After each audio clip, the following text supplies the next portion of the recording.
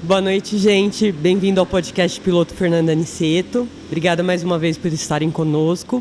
Hoje, o som aqui do Cartódromo Granja Viana, o nosso hino quase. Hoje eu tenho uma pessoa muito, muito especial aqui, uma pessoa de peso. Mas antes de falar o nome dessa pessoa, eu gostaria de usar um post que ele fez. Quando você era, ou quando você foi criança, qual era o seu sonho? Eita, jogou. Então, eu acho que essa chamada abre e está muito em convergência com aquilo que a gente acredita que eu, minha equipe, do quanto o automobilismo tem que estar próximo das pessoas e do quanto a gente tem que levar essa informação de uma maneira que torne isso factível, real, próximo, né? Espero pronunciar corretamente, Alexander Grunwald. Perfeitamente. Muito bem-vindo. Obrigado. Obrigada por ter aceitado o nosso convite. Eu quero muito que você conte a sua história. Acho que, na essência, o quanto mais simples, né? Porque nós somos simples. Tem que ser, todos somos. Tudo é feito por gente. A gente sempre fala isso. Assim, nossa, você viu que tal coisa, que legal. Você viu não sei o que, a categoria tal, o projeto. Tudo é feito por gente, seja Fórmula 1, seja kart indoor, sabe? Falando do nosso universo aqui, mas isso vale para tudo, vale para cinema, vale para política, qualquer coisa. Tudo é feito por gente. Então, na essência é isso, né? Quanto mais a gente simplificar, quanto mais a gente conseguir diluir essas barreiras que as pessoas têm sobre as coisas, melhor. Aproximar, né? Isso, com certeza. Então, falar de kart, falar de automobilismo Fórmula 1, né, que é uma questão à parte, falar de Stock Car e qualquer outra categoria que faça sentido a gente mencionar. E sobre conteúdo, né? Sobretudo, né? Sobre conteúdo. Grum, né, como é comumente chamado. Isso. É jornalista, publicitário e criador de conteúdo. A gente vai falar um pouco dessas nuances, né? Isso aí. Me conta quem é o Grum. É tudo isso que você falou, não necessariamente nessa ordem, né? Mas sempre aí na atividade, né? Eu acho que o mais importante é isso, né? O mais importante é a gente conseguir viver as coisas que a gente mais gosta, mais curte. Nem todo mundo tem a sorte de conseguir unir as suas paixões e transformá-las numa profissão, transformar em algo que seja seu dia a dia, né? E aí, respondendo ao que você me perguntou lá no início sobre o meu maior sonho quando eu tinha 10 anos de idade, aí a gente pode ir para o campo do profissões, coisas do tipo, né? E aí você vai falar pilotos de Fórmula 1, um monte de coisa, mas assim, eu tenho uma sorte muito grande de, desde muito pequeno, entender que a comunicação era o meu negócio. Isso é uma coisa que eu considero uma bênção. Nem todo mundo consegue isso antes dos 25 anos de idade, de repente antes dos 30. Eu vejo pessoas sendo obrigadas a fazer um vestibular com 17 anos de idade para uma profissão para a vida toda, e é um negócio que você... Nem tudo é para a vida toda, você não precisa fazer aquilo a vida toda. Eu mesmo sou um exemplo disso, eu mudei o curso da minha carreira radicalmente, nem tanto porque ainda é comunicação, mas radicalmente aos 30 anos de idade. Então, você pode mudar sempre, mas assim, às vezes são escolhas muito brutais, né, cara? Você não tá preparado para fazer certas escolhas, mas eu já tive essa sorte de criança ainda entender que era a comunicação o meu negócio. A comunicação era o seu negócio, mas o automobilismo também já era, né, aos 10 anos? Não, na verdade sim, porque eu 10 anos de idade é o meu marco temporal de quando eu descobri a Fórmula 1, aquela temporada de 1986, né, que inclusive lá no meu canal eu tenho aquele pôster dos 4 pilotos sentados no muro, né, Senna, Prost, Mansell, Piquet. Aquela temporada ela é muito forte para mim, assim, ela é muito impactante. Porque emblemática para todos os brasileiros da nossa época. Sim, exatamente. E ela foi muito forte para mim nesse sentido de entender o esporte, gostar do esporte e querer acompanhar a partir daí. Mas eu não tenho um histórico familiar. Eu sou filho de uma guia de turismo de um artista plástico. Eu morava num lugar lá no Rio muito distante assim do centro, sabe? É um interior de praia, digamos assim. É 70 quilômetros do centro do Rio de Janeiro. Ainda é na cidade do Rio, mas era um lugar muito pacato. Não tinha agência bancária. Só para você ter ideia, assim, era um lugar bem, o interior, né? Bem pacato. Então, quer dizer, o meu contato com o automobilismo era a televisão aberta. E quando eu comecei a ver Fórmula 1, eu comecei a ver tudo que aparecia de automobilismo na televisão. E isso é uma coisa que eu defendo muito. Assim, eu sempre fui um consumidor de automobilismo, do esporte. Então, eu via Fórmula 1, mas assim que eu descobri Fórmula Ford, Fórmula Chevrolet, Stock Car, tudo que passou corrida, Indy, eu quero ver, sabe? É aquela coisa, pegava mal às vezes, pegava a Globo e mais um canal, né? Aí, e na nossa época era só a TV. Era só TV aberta, 6, 7 canais, e onde eu morava pegava 2 ou 3, e, sabe, dava sorte de um dia ser um, de um dia ser outro. Então, assim, eu fui acompanhando, né? Mas entendendo já que comunicação era a minha praia. Então, assim, em algum momento da minha vida eu consegui unificar isso, colocar tudo dentro da mesma cesta, mas não foi de cara, não foi de imediato, né? Eu levei a comunicação mais a sério desde os meus primeiros anos de carreira. Eu trabalho com comunicação há 26 anos. Você tem 45 anos de idade. Comecei com 19. Eu trabalho há 26 anos com comunicação, unindo tudo isso que você falou, né? Publicidade, jornalismo, criação de conteúdo e tal. Mas o automobilismo está presente na minha vida profissionalmente tem 15, que foi quando eu migrei para o jornalismo, e aí, a partir dessa migração para o jornalismo, eu comecei a atuar conjuntamente, né? Trazer as duas coisas andando em paralelo, e aí sim, trazendo uma realização ainda maior. Eu preciso dizer, eu era feliz fazendo o que eu fazia, tá? Não é que... Mas você descobriu que dava para ser mais feliz. Exatamente. A gente sempre consegue achar um passo acima, sabe? E esse inconformismo eu acho um negócio muito legal também. E você pode sim estar satisfeito, sabe? A sua vida não precisa estar uma porcaria. Você pode estar feliz, tá? Mas dá para eu ser mais feliz? Dá para eu fazer coisas ainda mais legais? Sempre dá. Eu acho que eu posso fazer um paralelo com a minha própria vida. Quando eu resolvi fazer a mudança, também, entre aspas, para o automobilismo, a minha vida também caminhava super bem, só que a sensação que eu tinha era que faltava alguma coisa. E esse faltava alguma coisa era muito claro para mim que era o automobilismo. Só que eu não tinha a menor ideia. Eu também, assim como você, venho de família que não tinha nenhuma conexão com o automobilismo, né? E não morei no interior, mas é como se, enfim, as minhas restrições eram muito grandes.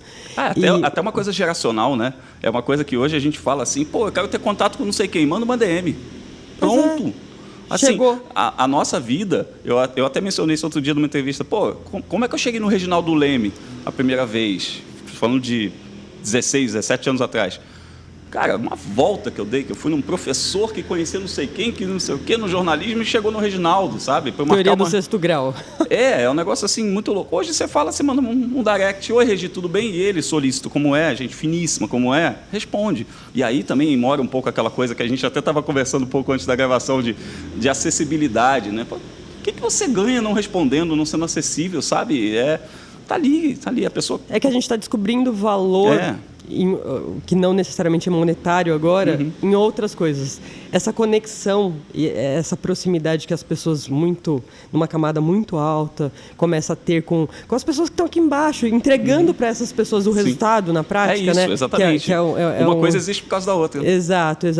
É uma conexão super importante e que muda toda uma história. Imaginemos aqui que alguém mande um direct, sei lá, para alguém famoso X, e esse alguém não responde. E essa pessoa, de repente, é uma pessoa que pode ser midiática. A gente vinha conversando até agora há pouco, não necessariamente sobre automobilismo, mas o impacto de pessoas que são anônimas, famosas.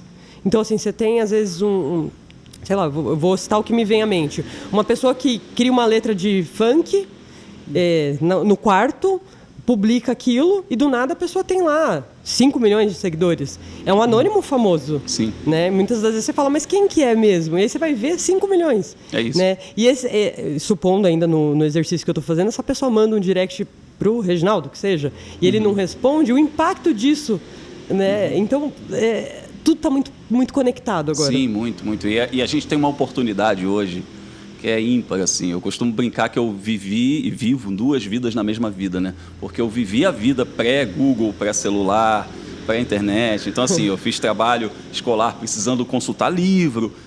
Eu saía de casa sem minha mãe saber que horas eu ia chegar e onde eu estava. Então, tem coisas assim. Hoje, a percepção de abandono da galera adolescente é uma mensagem não visualizada. Fulano me abandonou. Por quê? Porque mandei um WhatsApp, ele nem viu.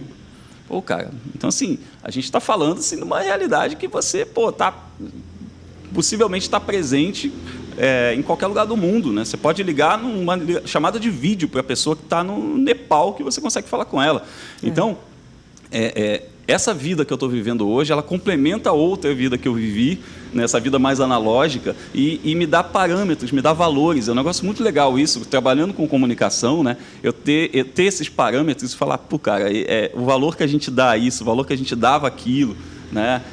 Hoje eu crio muito em cima desses valores, sabe? Sim. De gerar relevância, porque a relevância é um negócio que se você puxar etimologicamente, a origem da palavra é relevo, né? O que você consegue ver ao horizonte, né? Quando você está vendo longe um negócio, uma montanha mais alta. Então, assim, hoje o conceito de relevante também ele é muito assim, fulano, ele é isso, aquilo. Aí amanhã você não ouve mais falar daquela pessoa.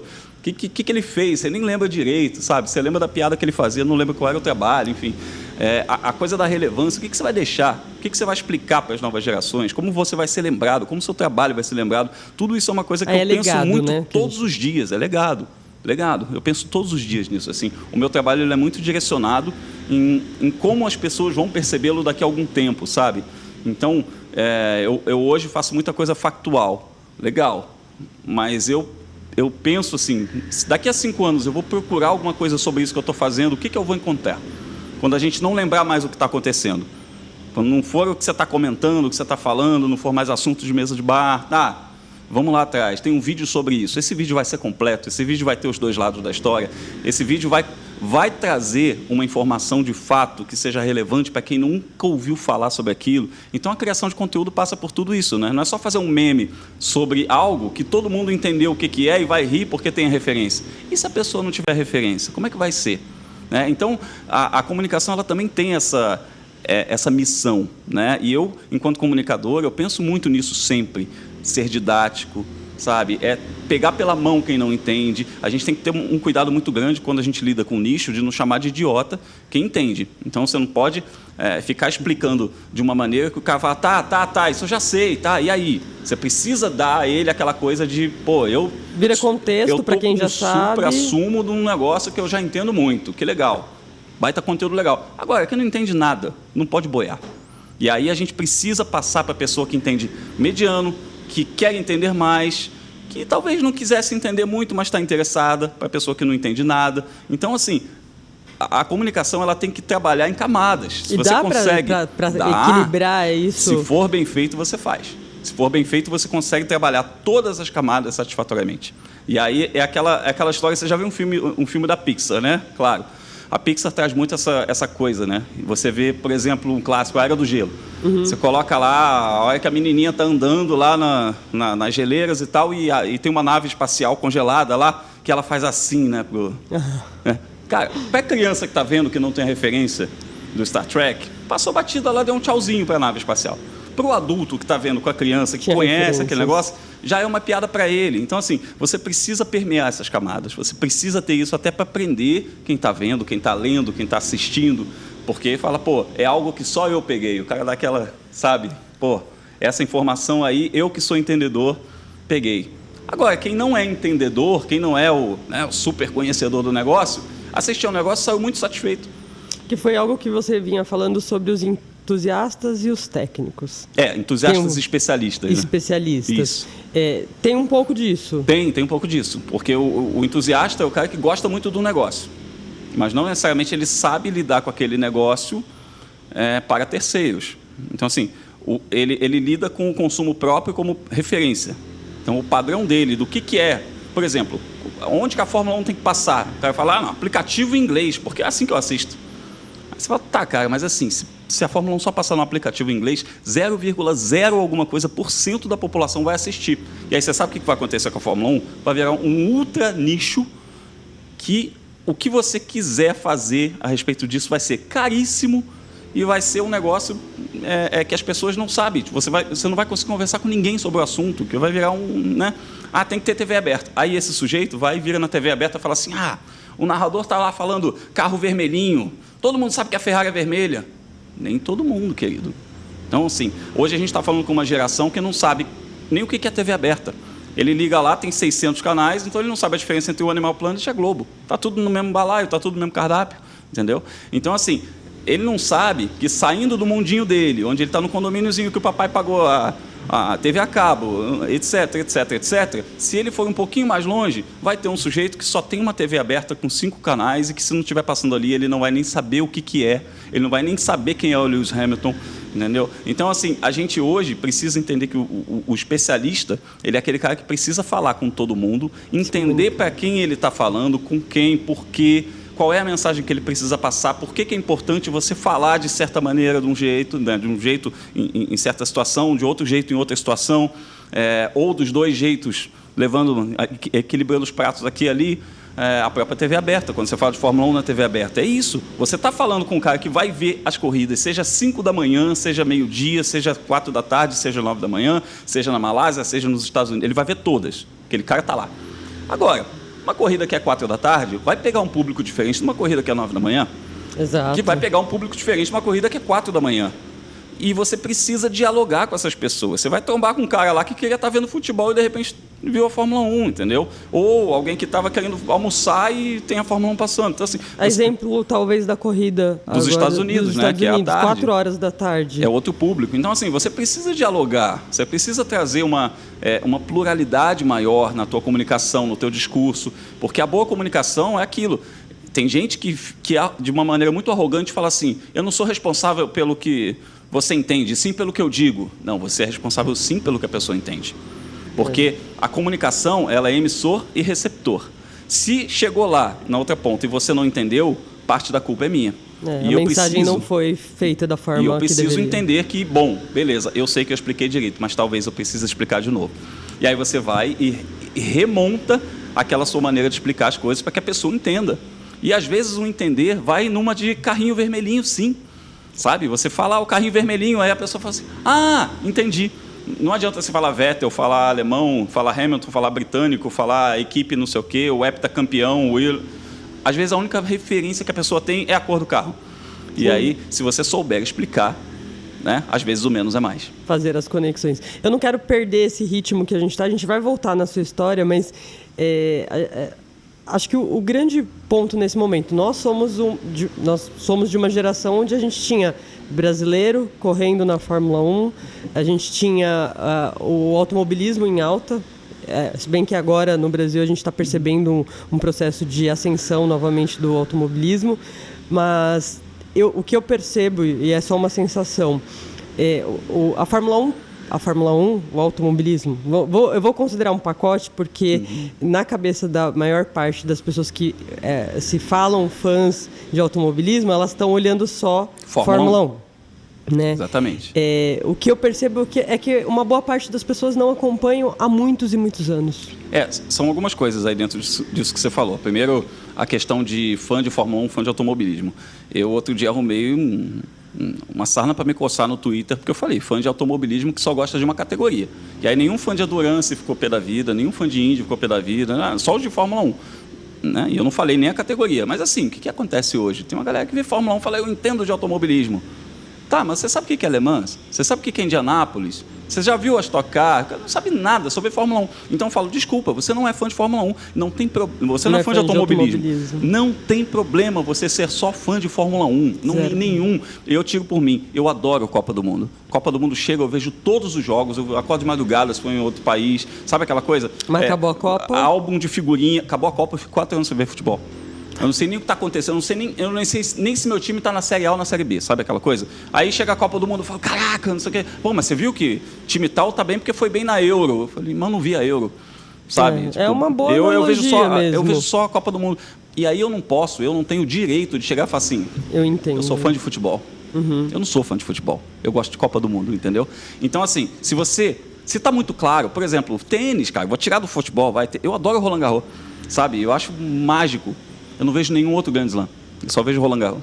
Aí eu não sou nem fã de Grand Slam, nem fã de tênis, nem fã de nada, entendeu? Eu gosto de Roland Garros. É um recorte. E não há problema você gostar só de um recorte, cara. Não há problema nenhum. O problema é você achar que aquele recorte, metonímia, parte pelo todo. A parte nem sempre representa o todo.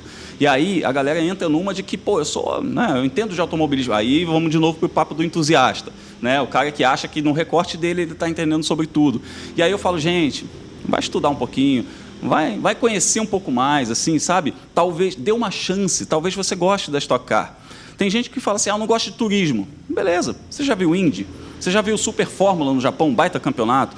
Tem várias categorias de monoposto para você acompanhar e você pode descobrir algo muito legal, entendeu? Então, gosto e gosto. Eu não sou fã de NASCAR, mas eu adoro Stock Car. sabe? E são, no fundo, Stock Car, né? Porque NASCAR, a sigla NASCAR tem Stock Car no meio, né? Associação Nacional de Corridas de Stock Car. Então, quer dizer, a não dar a chance de você descobrir algo, você está cerceando a si próprio algo que possa ser muito legal para você. Você tá fechando os olhos para algo que você pode curtir muito. Você, como um publicitário, e até desculpe se eu invadir campos que não são da minha alçada, né? Todos aqui sabem que eu sou do mercado financeiro, então você entende que, de repente, esse direcionamento para a Fórmula 1 é por conta desse endeusamento que acontece e não, de repente, pela falta de acessibilidade a outras informações? Você faz essa... Hoje, eu considero que não. Porque acesso à informação hoje, se você não tem, é porque você não quer. Então, assim, hoje você não conhece uma categoria porque você deliberadamente fechou os olhos para ela. Não há condição de você dizer assim, nunca ouvi falar de não sei o quê, Pô, desculpa, assim, se você segue automobilismo na sua timeline, vai passar em algum momento alguma coisa sobre outra categoria. Se você segue pessoas que lidam com isso, vai passar Stock Car, vai passar NASCAR, vai passar Aí são Indy, os algoritmos das redes sociais. Vai passar alguma coisa para você, vai te oferecer. Então, assim, mesmo que você não vá atrás, alguma coisa vai ser oferecida para você. Você também, talvez você possa gostar de, sabe aquela história? Uhum. Então, assim, antigamente existia uma coisa de que a Fórmula 1 foi um produto super bem trabalhado. O Bernie Eccleston fez um negócio para a geração dele, que foi um negócio fenomenal. Transformou a Fórmula 1 num produto muito superior às outras categorias. Então, assim, hoje existe uma percepção de Fórmula 1 e automobilismo, né? Hoje você vê que há uma massa de fãs de Fórmula 1 que não acompanham o automobilismo e, como eu disse, tudo bem, não tem problema, tá? Do mesmo jeito que fãs de Champions League, fãs de Copa do Mundo, fãs de isso e aquilo e fãs de futebol. Né? Que é o cara que vai lá no Juventus ver time um jogo da terceira divisão comendo canole. Esse é um fã de futebol, né? E quando eu postei isso, o pessoal fala: eu não conheço a Fórmula 4 de Angola, então eu não sou fã. Não é isso, entendeu? É a questão assim, se dê uma chance de entender mais, de conhecer mais, que talvez você possa gostar.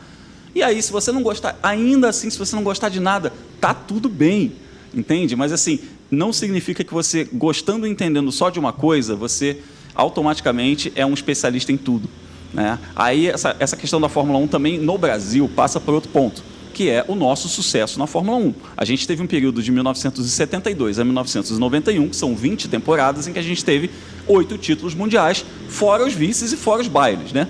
Então a gente massificou para a galera um produto numa fase em que a gente teve a seleção ganhando o tricampeonato na Copa do Mundo em 70 e só voltando para ganhar o Tetra em 94, que é exatamente entre uma coisa e outra. E aí a gente era o orgulho brasileiro no esporte numa época que o futebol estava em baixa, né? E aí massificou o produto. A gente está falando de novo, TV aberta, passava na Globo.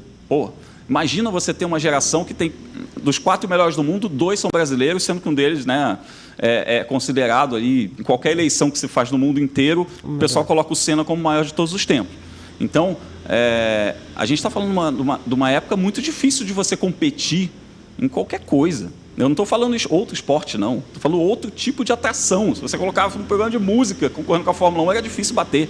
Então, esse recorte desses 20 anos criou uma geração que acostumou-se, nós somos incluídos nisso, que acostumou-se a ver esse sucesso. E aí, quando não tem esse sucesso brasileiro, é natural que uma parcela vá embora. Migre para outras. Porque é a galera que torceu, que foi fã de ginástica quando a Daiane dos Santos ganhava, foi fã de tênis quando o Guga ganhava, foi fã de um monte de coisa. Foi fã de tudo, né? É fã de brasileiro ganhando. Normal, natural. Mas ficou uma massa grande, ficou uma parcela bem grande que gosta de automobilismo, que gosta de Fórmula 1, que curte o esporte. Isso ficou.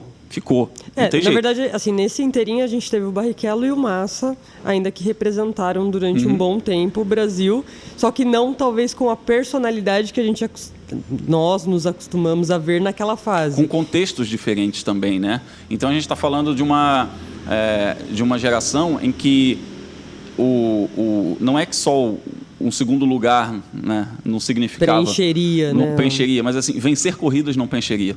Então, você imagina o Barrichello sendo, sei lá, o Uruguai, dinamarquês, o cara ia ser Deus lá no país, entendeu? Só que aí ele vem de uma sequência dessa que eu falei, de 20 anos, com 8 títulos mundiais, não sei o quê, depois do Senna. Alta. E depois do Senna, pelo amor de Deus, entendeu? Assim, é complicado, cara. Ele fala assim, ele se refere ao Senna como chefe.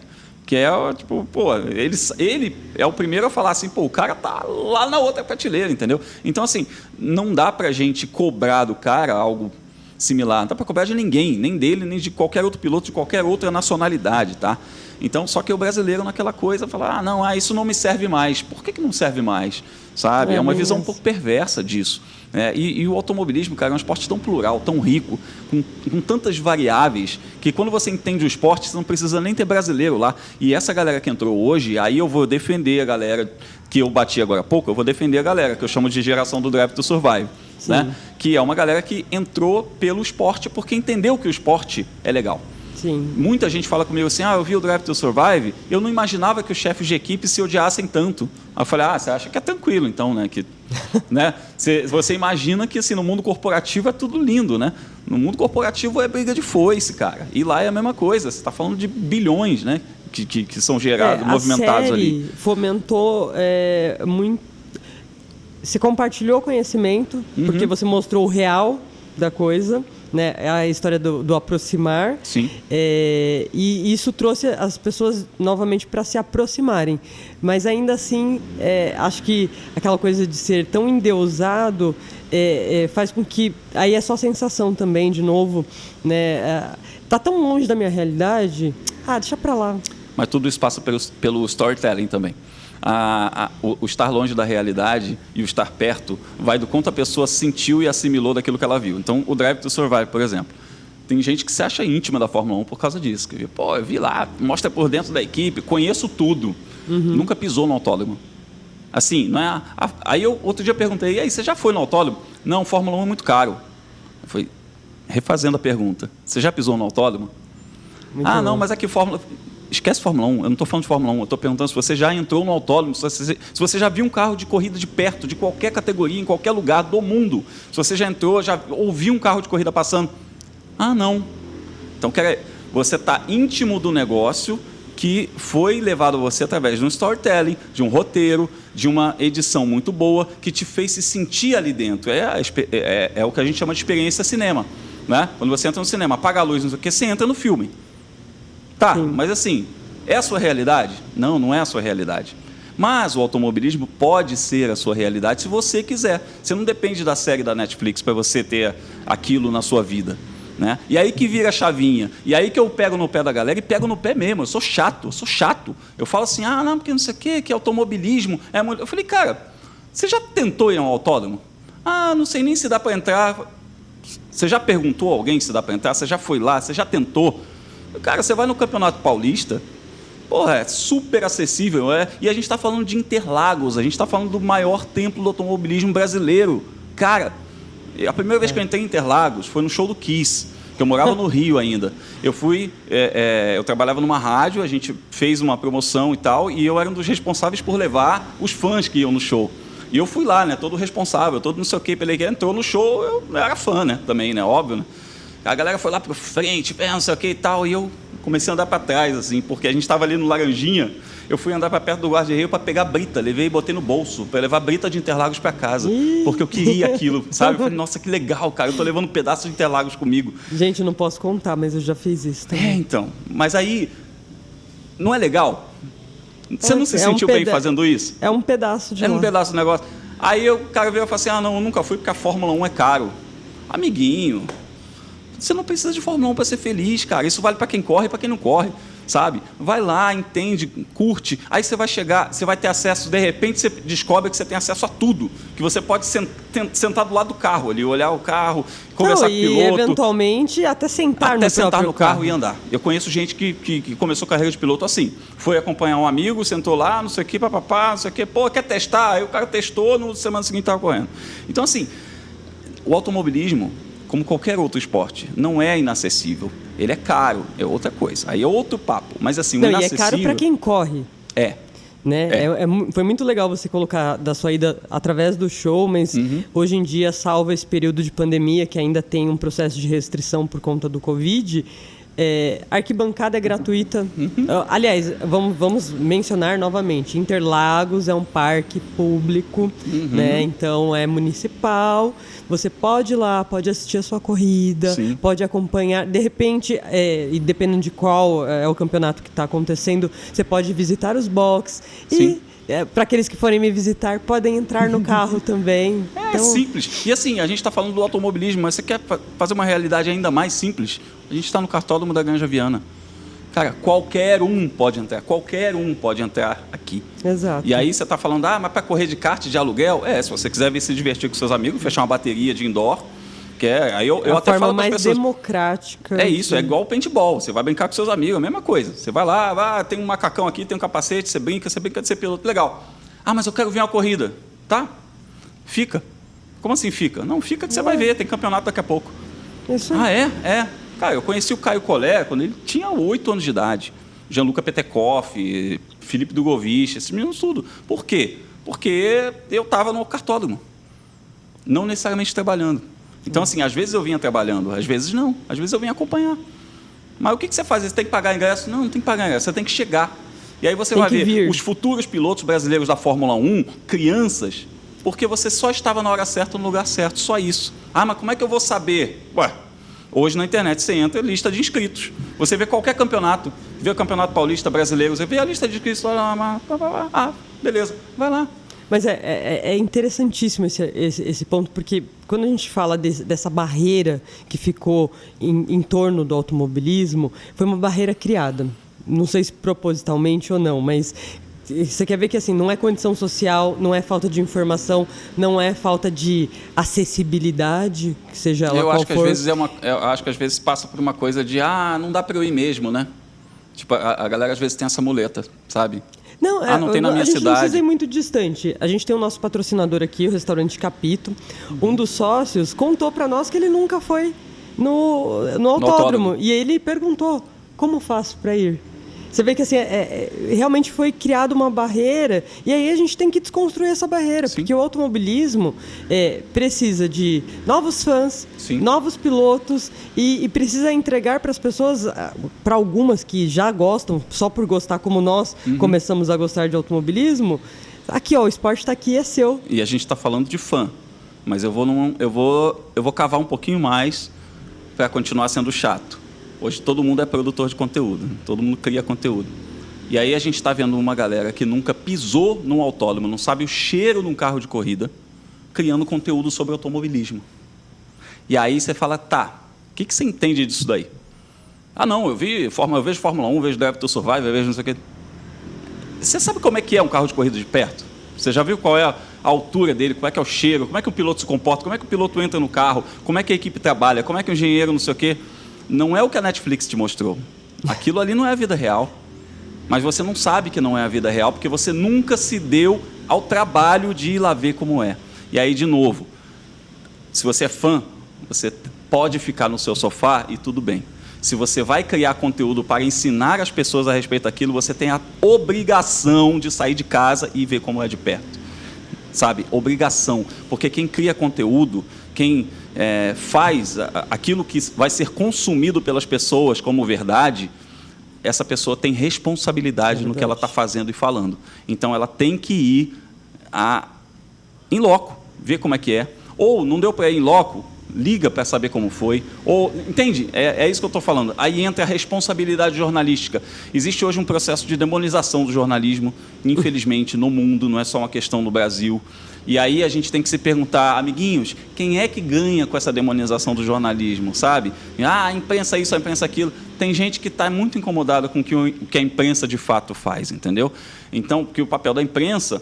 Aí a gente está falando do jornalismo purismo, né? Prestação de serviço social. Eu não faço jornalismo nesse sentido, eu faço criação de conteúdo, entretenimento, é outra coisa, né? Eu, quando falo de automobilismo, eu não estou lá, denúncia, fulano desviou dinheiro, não é minha praia. Eu estou falando, conheço os brasileiros que competem no automobilismo internacional, sabe qual é o próximo brasileiro na Fórmula 1, é outra pegada. Mas assim, quando você está gerando conteúdo, seja o da denúncia grave, ou seja o do saiba quais são os 10 pilotos que mais fizeram isso e aquilo, você tem responsabilidade no que você está falando.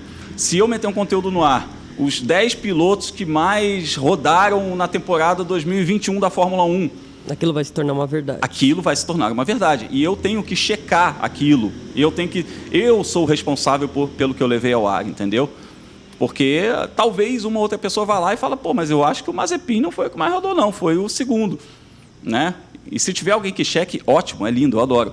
Mas 99% da audiência vai pegar, consumir e beleza. Entendeu? Vai absorver, assim, e vai repassar. E vai repassar, vai compartilhar. E assim elegem-se presidentes, inclusive. Né? O pessoal vai repassando. Ah, estão falando aí, estão falando. Então, quem está falando? O quê? Como? Plantaram um negócio e vai, né? Então, assim, hoje ninguém checa nada, ninguém vai nada. Na era da informação, está tudo aqui, cara. Você pode pegar seu celular, você pode pegar o que você quiser para checar. Cara, você dá um Google, em 0,3 segundos vai dizer se é verdade ou não. Mas aí não, repassa. Ó, estão falando aí. Né? Então, voltando para o automobilismo, voltando para a criação de conteúdo, se você não colocou responsabilidade naquilo que você fez, você é só um entusiasta, você não é um especialista ou você não é um criador de conteúdo. Você, pelas experiências que você já teve, você se deparou com... Várias vezes. Mas muito. É porque assim, quando você está dentro do negócio, você não precisa nem que a pessoa abra a boca para você perceber que ela não entende nada. Né? Sim. Você, do jeito que ela anda, você já percebe que ela nunca pisou no autódromo.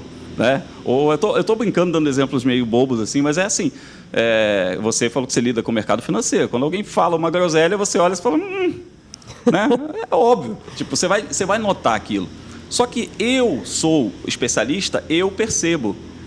Quem não vai comprar. Entendeu? Vai chegar um cara lá assim, você precisa não sei o quê, faz isso, faz aquilo, papapá, aqueles anúncios de internet que falam assim, fique rico em 3 dias, pessoal. Você vai olhar e falar assim, ai meu Deus. Dia de trade, você Mas você sabe que alguém caiu.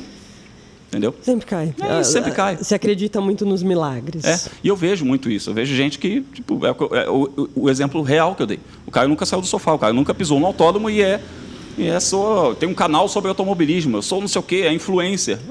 Cara...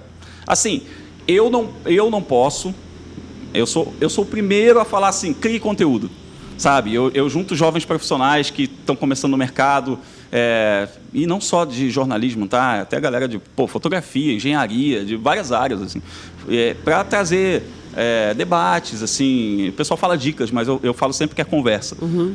Assim, eu jogo um negócio e falo assim, ó, o que você acha disso daqui? Por que é assim? Então,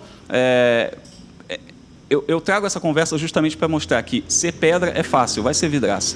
Quando você está gerando alguma informação, gerando algum conteúdo, você tem responsabilidade sobre aquilo, cara. Você pode causar estragos. Mesmo que seja uma coisa bobinha. Mesmo que você fale assim, mas isso não vai matar ninguém por causa disso. Mas é conteúdo, é informação. Então, assim, sério deixa de ser a pedra e vira a vidraça, né? Exatamente. Então, assim, se um caquinho de vidro pegou em alguém, entendeu? Mesmo que seja uma pessoa que não ia se tornar fã, ou, enfim, alguma coisa desviou dali por causa do seu conteúdo, você já fez mal a alguém. Né? No jornalismo a gente leva muito isso a sério. Existe um caso muito clássico, muito sério, chamado Escola Base. Se você não sabe do que se trata, entra lá no Google, pausa, dá um Google aí. Escola Base, que resumindo, é a história que é o seguinte: uma criança chegou em casa reclamando para o pai de alguma coisa, o pai e a mãe falaram assim, meu filho está sendo abusado na escola, denunciou a escola. E aí, nesse momento que denunciou a escola foi incendiada, depredada, o dono teve que fugir do espancamento, etc, etc. E aí depois fala assim, não, a criança estava querendo dizer que um outro amiguinho estava batendo nele. E aí o estrago já tinha sido feito porque a imprensa foi lá e noticiou. Denúncia contra não sei quem, não sei o que, não sei o que.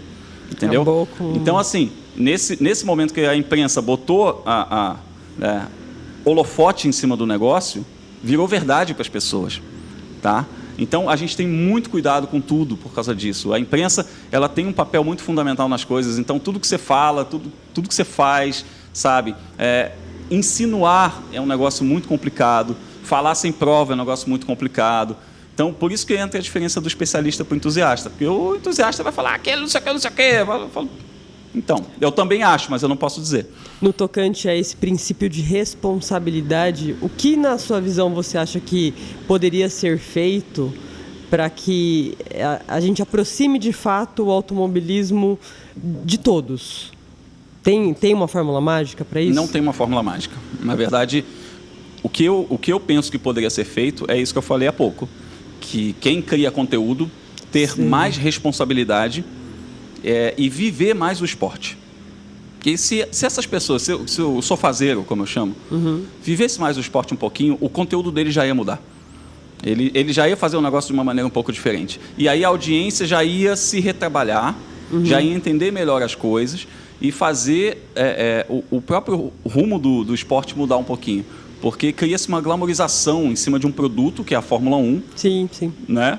E as outras coisas são vistas como, sabe, outra coisa aí, né, que tem... E, cara, o automobilismo é muito rico, assim. Eu vejo Fórmula 1 sempre que posso, né? Óbvio. Assim como eu vejo MotoGP, assim como eu vejo Indy, assim como eu vejo Stock, às vezes, tudo. Aí eu escolho, assim, NASCAR eu já dei inúmeras chances e não gosto. Ok. Entendeu? Mas assim, é a minha escolha, dentro do meu gosto. Mas eu dei a oportunidade, sabe? Eu acho que falta isso. Falta o criador de conteúdo hoje, que é o especialista numa coisa só, né? Aquela frase clássica, né? O especialista é o que sabe cada vez mais sobre cada vez menos, né? Abrir um pouquinho o leque e mostrar para as pessoas que o automobilismo é muito mais do que uma categoria só. Isso sim poderia ser feito para a gente ter, de fato, uma audiência muito mais rica, né? Que entendesse muito melhor o esporte como um todo. Mas para a gente alcançar mais pessoas, o caminho é a internet, na sua cabeça, hoje? Depende, né? A internet hoje é um meio mais fácil, mais simples, porque quando você fala internet, é um leque gigante. Você está falando de rede social, né? Você está falando de streaming, você está falando de uma série de ferramentas para você chegar em quem você quer. Hoje é muito poderoso, né? Você segmentar as coisas. A gente vem de uma geração que, o atleta queria dar uma coisa em primeira mão. Queria falar um negócio para ele. Ele escolhia um jornalista ou um veículo para dar uma primeira página de um caderno de esportes, ou uma capa de uma revista, ou uma matéria num programa esportivo, etc. Hoje ele pega, abre o Instagram e fala assim: galera, decidi parar de correr. Minha decisão é por isso, assim, assim, assim. Pum, publicou. E está lá, não precisa de intermediários, entendeu? Então, assim, hoje isso é um privilégio. Por outro lado, aí vai. Se ele tivesse feito a matéria com o jornalista e falasse uma groselha, o jornalista, com bom senso, ia falar assim: isso aqui não pega bem se você falar, tá? Ou o jornalista irresponsável usaria aquilo para ele ter uma audiência ou vender mais jornal, etc. Se ele fala aquilo, ele vai virar uma vidraça também, né? E aí vira o print é eterno, e aí a galera cai em cima e ele é cancelado nas redes sociais. Tem esse outro lado. Então, assim, no momento que você elimina o intermediário, a internet é isso, você eliminou o intermediário, você pode falar direto. Você tem outras ferramentas que você falar, tá, já que o meu público é esse, como é que eu vou agir? Aí você pega essa fatia do streaming, essa fatia da rede social, da hashtag, não sei o que, você monta a sua cestinha. E aí você faz como você quiser. Você não depende mais de um produto estar na TV aberta ou de estar num veículo de grande circulação, impresso, sabe? Você monta. E aí existem níveis e níveis de sucesso. Embora algumas pessoas julguem, tô bombando. Por quê? Tem essas 150 pessoas aqui que viram o negócio. Aí você fala, 150? Aí fala assim, né? Dá aquela coisa só. Aí você vai ver quais são as 150.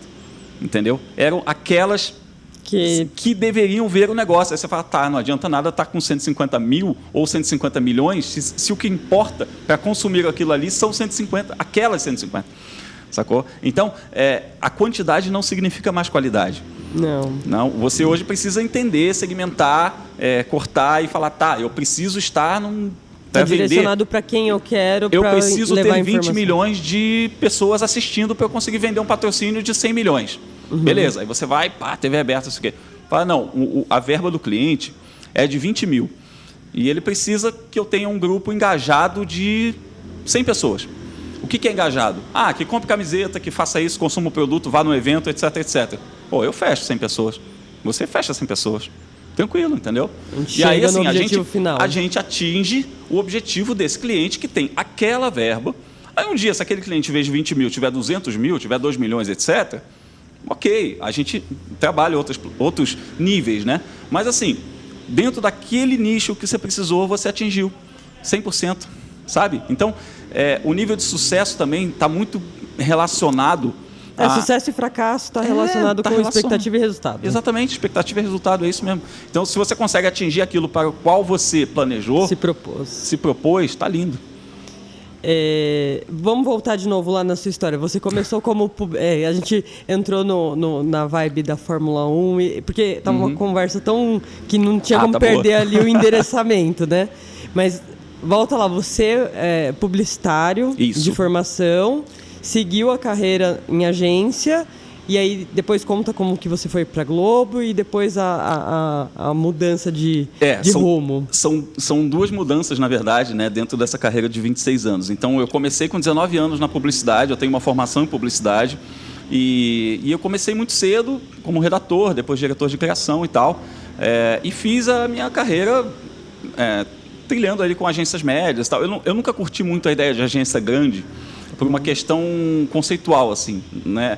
É uma ideia que eu tenho da publicidade também, não querendo ser muito romântico na história. Eu sei que o objetivo da publicidade é vender, né? Tanto que eu sempre digo assim, comercial engraçadinho, não sei o que, não sei o que. Falo, tá, vendeu? Não muito, então é uma porcaria, sabe? Você fala, mas que era legal, todo mundo riu. Tá, todo mundo riu, mas você troca água mineral pelo refrigerante, riu igual. Você troca o refrigerante pelo sabão em pó, você riu igual. Então é horrível, não serviu. Na verdade, você precisa aquele negócio tem que fazer as pessoas consumirem mais. O chiclete tem que vender. Essa é a atividade fim da publicidade. Assim, eu sei disso, né? Só que eu conseguia fazer coisas em agências médias que não eram tão perversas, digamos assim, né? Fazer campanhas de endomarketing, fazer coisas legais. Então, eu curtia muito essa vida de agência média, né? Só que assim, sempre acompanhando... Coisas institucionais te agradam? Muito, eu gosto muito, assim. Dá para você fazer... O institucional é um leque muito grande, assim, né? Óbvio, eu fazia campanha que ia para televisão, que ia para, enfim, revista, jornal. Eu lidei com clientes grandes, né? Sebrae, Coca-Cola, Varig, Embratel. Criei para muita gente bacana, assim, né? Mas eu gostava muito dessa coisa de você contar história boa, sabe? Você fazer uma história legal. E aí... já entrava o público editorial também, fazia o jornalzinho interno da empresa, aí já tinha um pouquinho do jornalista ali, eu atendia a Supervia, que é a concessionária de trem do Rio de Janeiro, então eu montava o jornal interno deles inteiro, sabe? Eu escrevia o jornal inteiro, que ia para todos os funcionários, eu achava aquilo um barato. Só que assim, tinha aquele bichinho do automobilismo ali, né? Eu via todas as corridas e tal. E aí eu tenho um episódio, e sim, minha carreira de publicidade foi de 95 a 2005. Nesse período você não criou nada para automobilismo, não teve nenhuma conexão? Pouquíssimas coisas. Eu fiz assim umas coisas para kart aqui e ali, mas pouca coisa. Kart lá fora, você tá falando? Não, kart aqui o kart carioca. Mas assim, tinha aquela, né, via Fórmula 1, gostava, colecionava livro. Eu tinha na faixa de 150 livros quando eu fiz essa mudança de carreira. Hoje eu tenho mais de 300. Mas assim, eu sempre consumi muito, né? Assinava todas as revistas, eu comprava todos os livros que eu via, assistia todas as corridas possíveis e tal. Eu fui acumulando conhecimento e aí eu comecei a me incomodar um pouquinho com essa coisa do ser entusiasta. Sim. Eu falei, eu tenho conhecimento aqui, eu poderia fazer algo com isso. Eu comecei a escrever uns textos, mandava para as pessoas por e-mail e tal.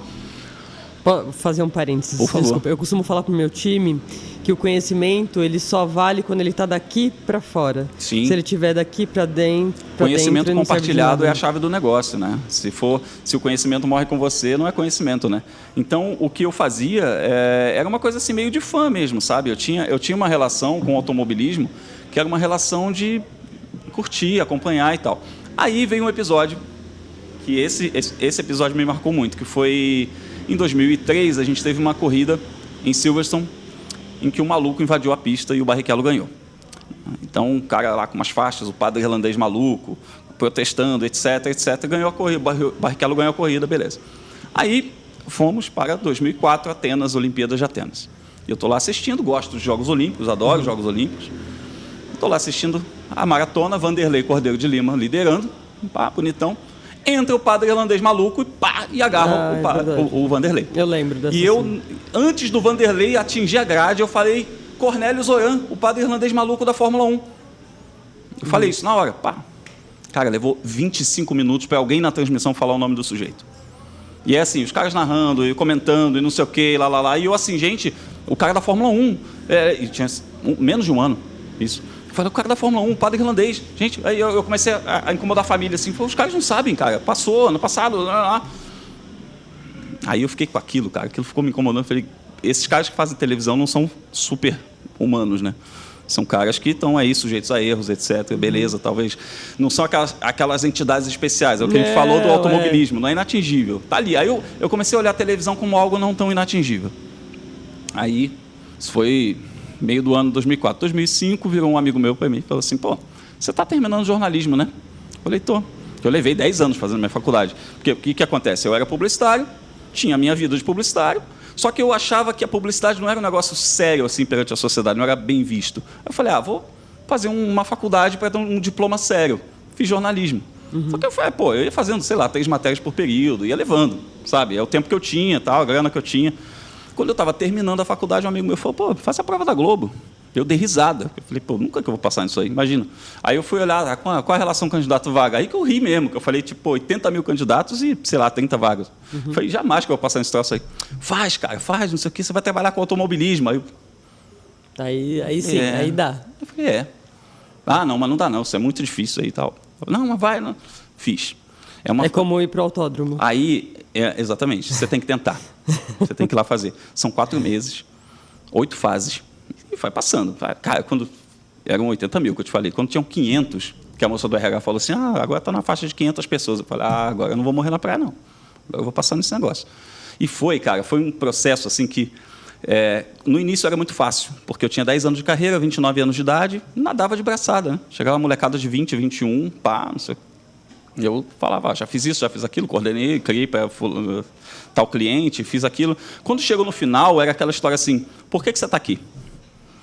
E aí eu lembro de um momento em que falaram assim, você tem 1 minuto para explicar por que você está aqui e merece passar. Aí eu comecei falando assim, não, porque eu estou aqui falando não sei o quê, papapá, eu sou publicitário, eu já fiz isso, e o relógio mental passando assim, né? E aí, quando deu uns 30 segundos, eu falei, eu estou aqui porque eu gosto de automobilismo, eu quero trabalhar com automobilismo, é o sonho da minha vida.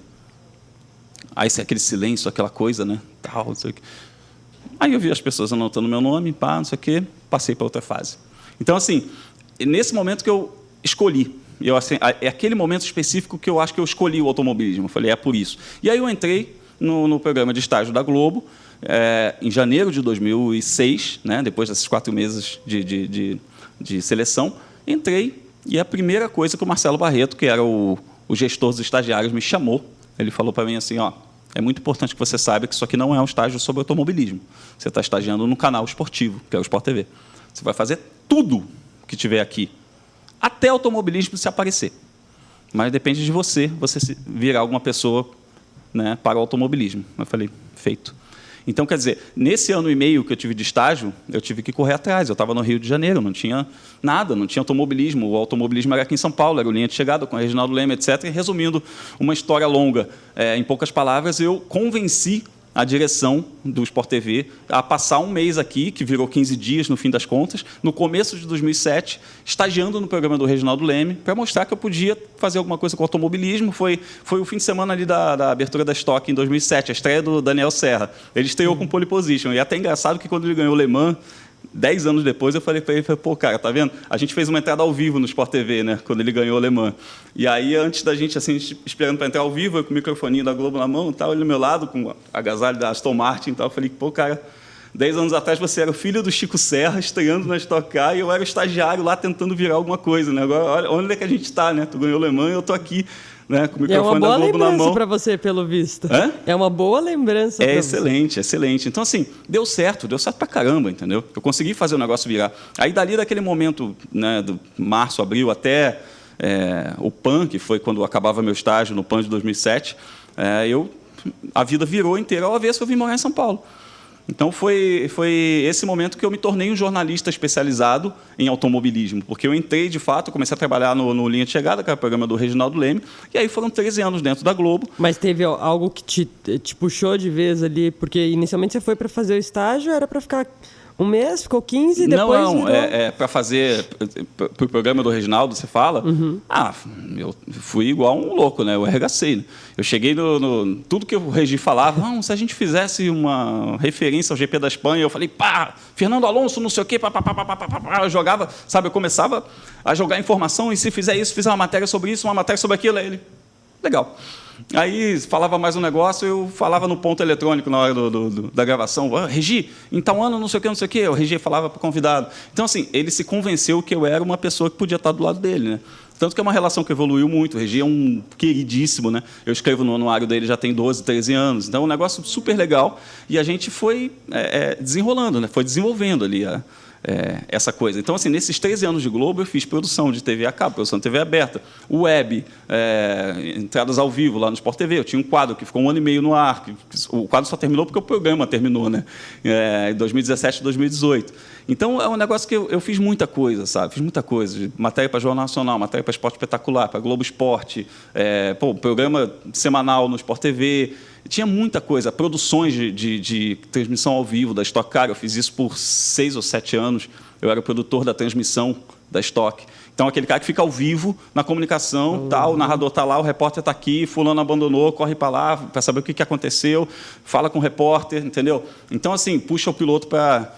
O cara está no pódio, não sei o quê, puxa aqui que estamos ao vivo, assim, vai segurar o outro cara. É uma adrenalina muito grande, tá? Então, assim, essa coisa toda me deu uma bagagem muito grande, sabe? Assim, de como é que funcionam as coisas no automobilismo, né? Acho que muito mais até do que o só funcionar, mas assim, isso te entregou muita coisa. Sim, como ser humano. Pessoa também, claro. E aí entra essa coisa assim, você fala assim, mas eu sei tudo sobre Fórmula 1, porque eu estudei que em 1995, fulano de tal, no GP da Espanha, você fala, como é que é um procedimento de pódio? Procedimento de pódio? Como é que é? Então, assim, quando você vê de perto aquilo acontecendo, você fala, cara, como é que aquilo vai ao ar a tempo? Entende? Tipo, o piloto sai do carro, não sei o quê, equipe, assim, assado, protocolo, boné, entrevista. Você não acredita que aquele troço vai ao ar a tempo. Você fala assim, cara, se eu termino uma corrida, eu vou levar meia hora até subir naquilo ali. Sabe? Vamos pegar Interlagos, se você estiver no 20, para chegar na... Então, assim, você vê aquilo acontecendo, você fala, nossa... Sabe? Então, assim, quando você tiver a oportunidade de ver aquilo de perto, você vai entender o que eu estou falando, como é que funciona o automobilismo, como é que funciona a televisão, como é que funciona o corre de todo mundo ali, o corre da equipe, o corre da imprensa. É outra pegada, entendeu? É diferente de você saber números, ou saber história, ou saber quem ganhou o campeonato tal, sabe? É você entender como é que a coisa funciona ali. Dinâmica, de verdade, cara. Isso aí só você estando lá para entender. Mas agora conta, como é que ele sai tão rápido do carro... Tem um organizador que vem, coloca o bonezinho, né? A gente chega lá e vai puxando e vai, sabe? Porque o que acontece? O cara chega, ele quer estar com a equipe, né? A família, quer família, etc. Comemorar. Tanto que, assim, tem uma coisa que nessa época que eu trabalhava com a produção das transmissões, eu lembro onde eu estava, inclusive, quando eu falei isso. Estava eu, o Thiago Crespo e o Tarobinha, que é o câmera da Master TV, que fazia as transmissões na época. E o Thiago Crespo estava de repórter e tal, e a gente, assim, cansado. Foi uma temporada muito puxada para a gente, assim. Foi 2016, que teve Jogos Olímpicos e tudo mais, né? Então, assim, estava todo mundo muito cansado de muito evento, muita coisa. E aí eu falei para eles assim, gente, a gente porta credencial que não está à venda. Vocês já pensaram nisso? Porque o piloto sai do carro, a primeira pessoa com quem ele comemora é você, falei para o câmera. A primeira pessoa com quem ele comemora é você, porque ele vira para a câmera, tá. A primeira pessoa que ele cumprimenta sou eu. A primeira pessoa não é o pai, não é a mãe, não é o patrocinador. A primeira pessoa com quem ele fala não é o chefe de equipe, o engenheiro, é você, falei para o Thiago. Né? Falei, então, assim, a gente porta pelo nosso ofício, a credencial que não está à venda e que ninguém pode comprar. Sabe, ela não só não está à venda, como você não escolhe estar ali. Você precisa fazer por onde para estar ali. Sabe, não basta, eu fiz jornalismo, eu quero ser ali. Entra na fila. Sabe? Então, assim, você tem que ralar muito, fazer muita coisa para aquilo acontecer, para aquela realidade acontecer. Então, eu considero uma conquista. Sabe, tudo que eu consegui fazer da minha vida, quando eu olho, teve uma ocasião, eu não me lembro exatamente o ano, mas foi por aí, 2014, 2015, que eu estava no WhatsApp, resolvendo coisa, produzindo matéria, trabalhando, não sei o que, tal. Aí que eu olhei assim, o WhatsApp, cara, a sequência era Alexandre Barros, Rubens Barrichello, assim. Os dois caras com que eu tinha acabado de falar. Aí eu olhei, eu falei, cara, comecei a rir, sabe? Eu comecei a rir, eu falei, nossa, olha isso aqui. Aí eu mostrei para quem está do meu lado, eu falei, cara... É surreal, sabe? Isso aqui é surreal. Aí, nessas horas, você fala, deu certo da sua mudança, da publicidade, deu certo pra caramba, cara. Deu muito certo, sabe? Eu posso falar N coisas aqui para falar profissionalmente, que eu isso, que eu aquilo, que eu apareci, porque a Globo, porque não sei o que. Fala, cara, eu posso mostrar esse print para você e falar assim, deu certo ou não deu certo? Sabe? São pequenas coisinhas assim que você fala, putz, aquele redator publicitário que gostava de automobilismo, etc, etc. Tá fazendo o que ele queria fazer? Tá. Entendeu? E aí, quando eu saí da Globo, no fim de 2018, eu passei a viver o evento de uma maneira ainda mais intensa, né? Porque eu passei a trabalhar na organização de uma categoria, que é a maior categoria do Brasil, e aí, cara, é um liquidificador, né? Aí você está no negócio, assim, tudo acontecendo ao mesmo tempo, a tromba d'água acontecendo ao mesmo tempo. Essa conexão com a estoque vem por conta... Aí foi uma sequência de fatores que Sim. te ligou à estoque. Porque, assim, a estoque sempre me viu como um cara que cobria a categoria com carinho especial. Porque existe quem chegue lá, explique meia dúzia de coisas e vá embora. Existe quem viva aquilo todo dia e se preocupe em ensinar para quem nunca viu.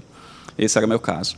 Eu sempre tenho essa preocupação da didática na minha matéria. Então, a matéria ela tem que ter uma história. Eu não estou lá só para reportar quem ganhou e quem perdeu. Eu estou lá para contar histórias.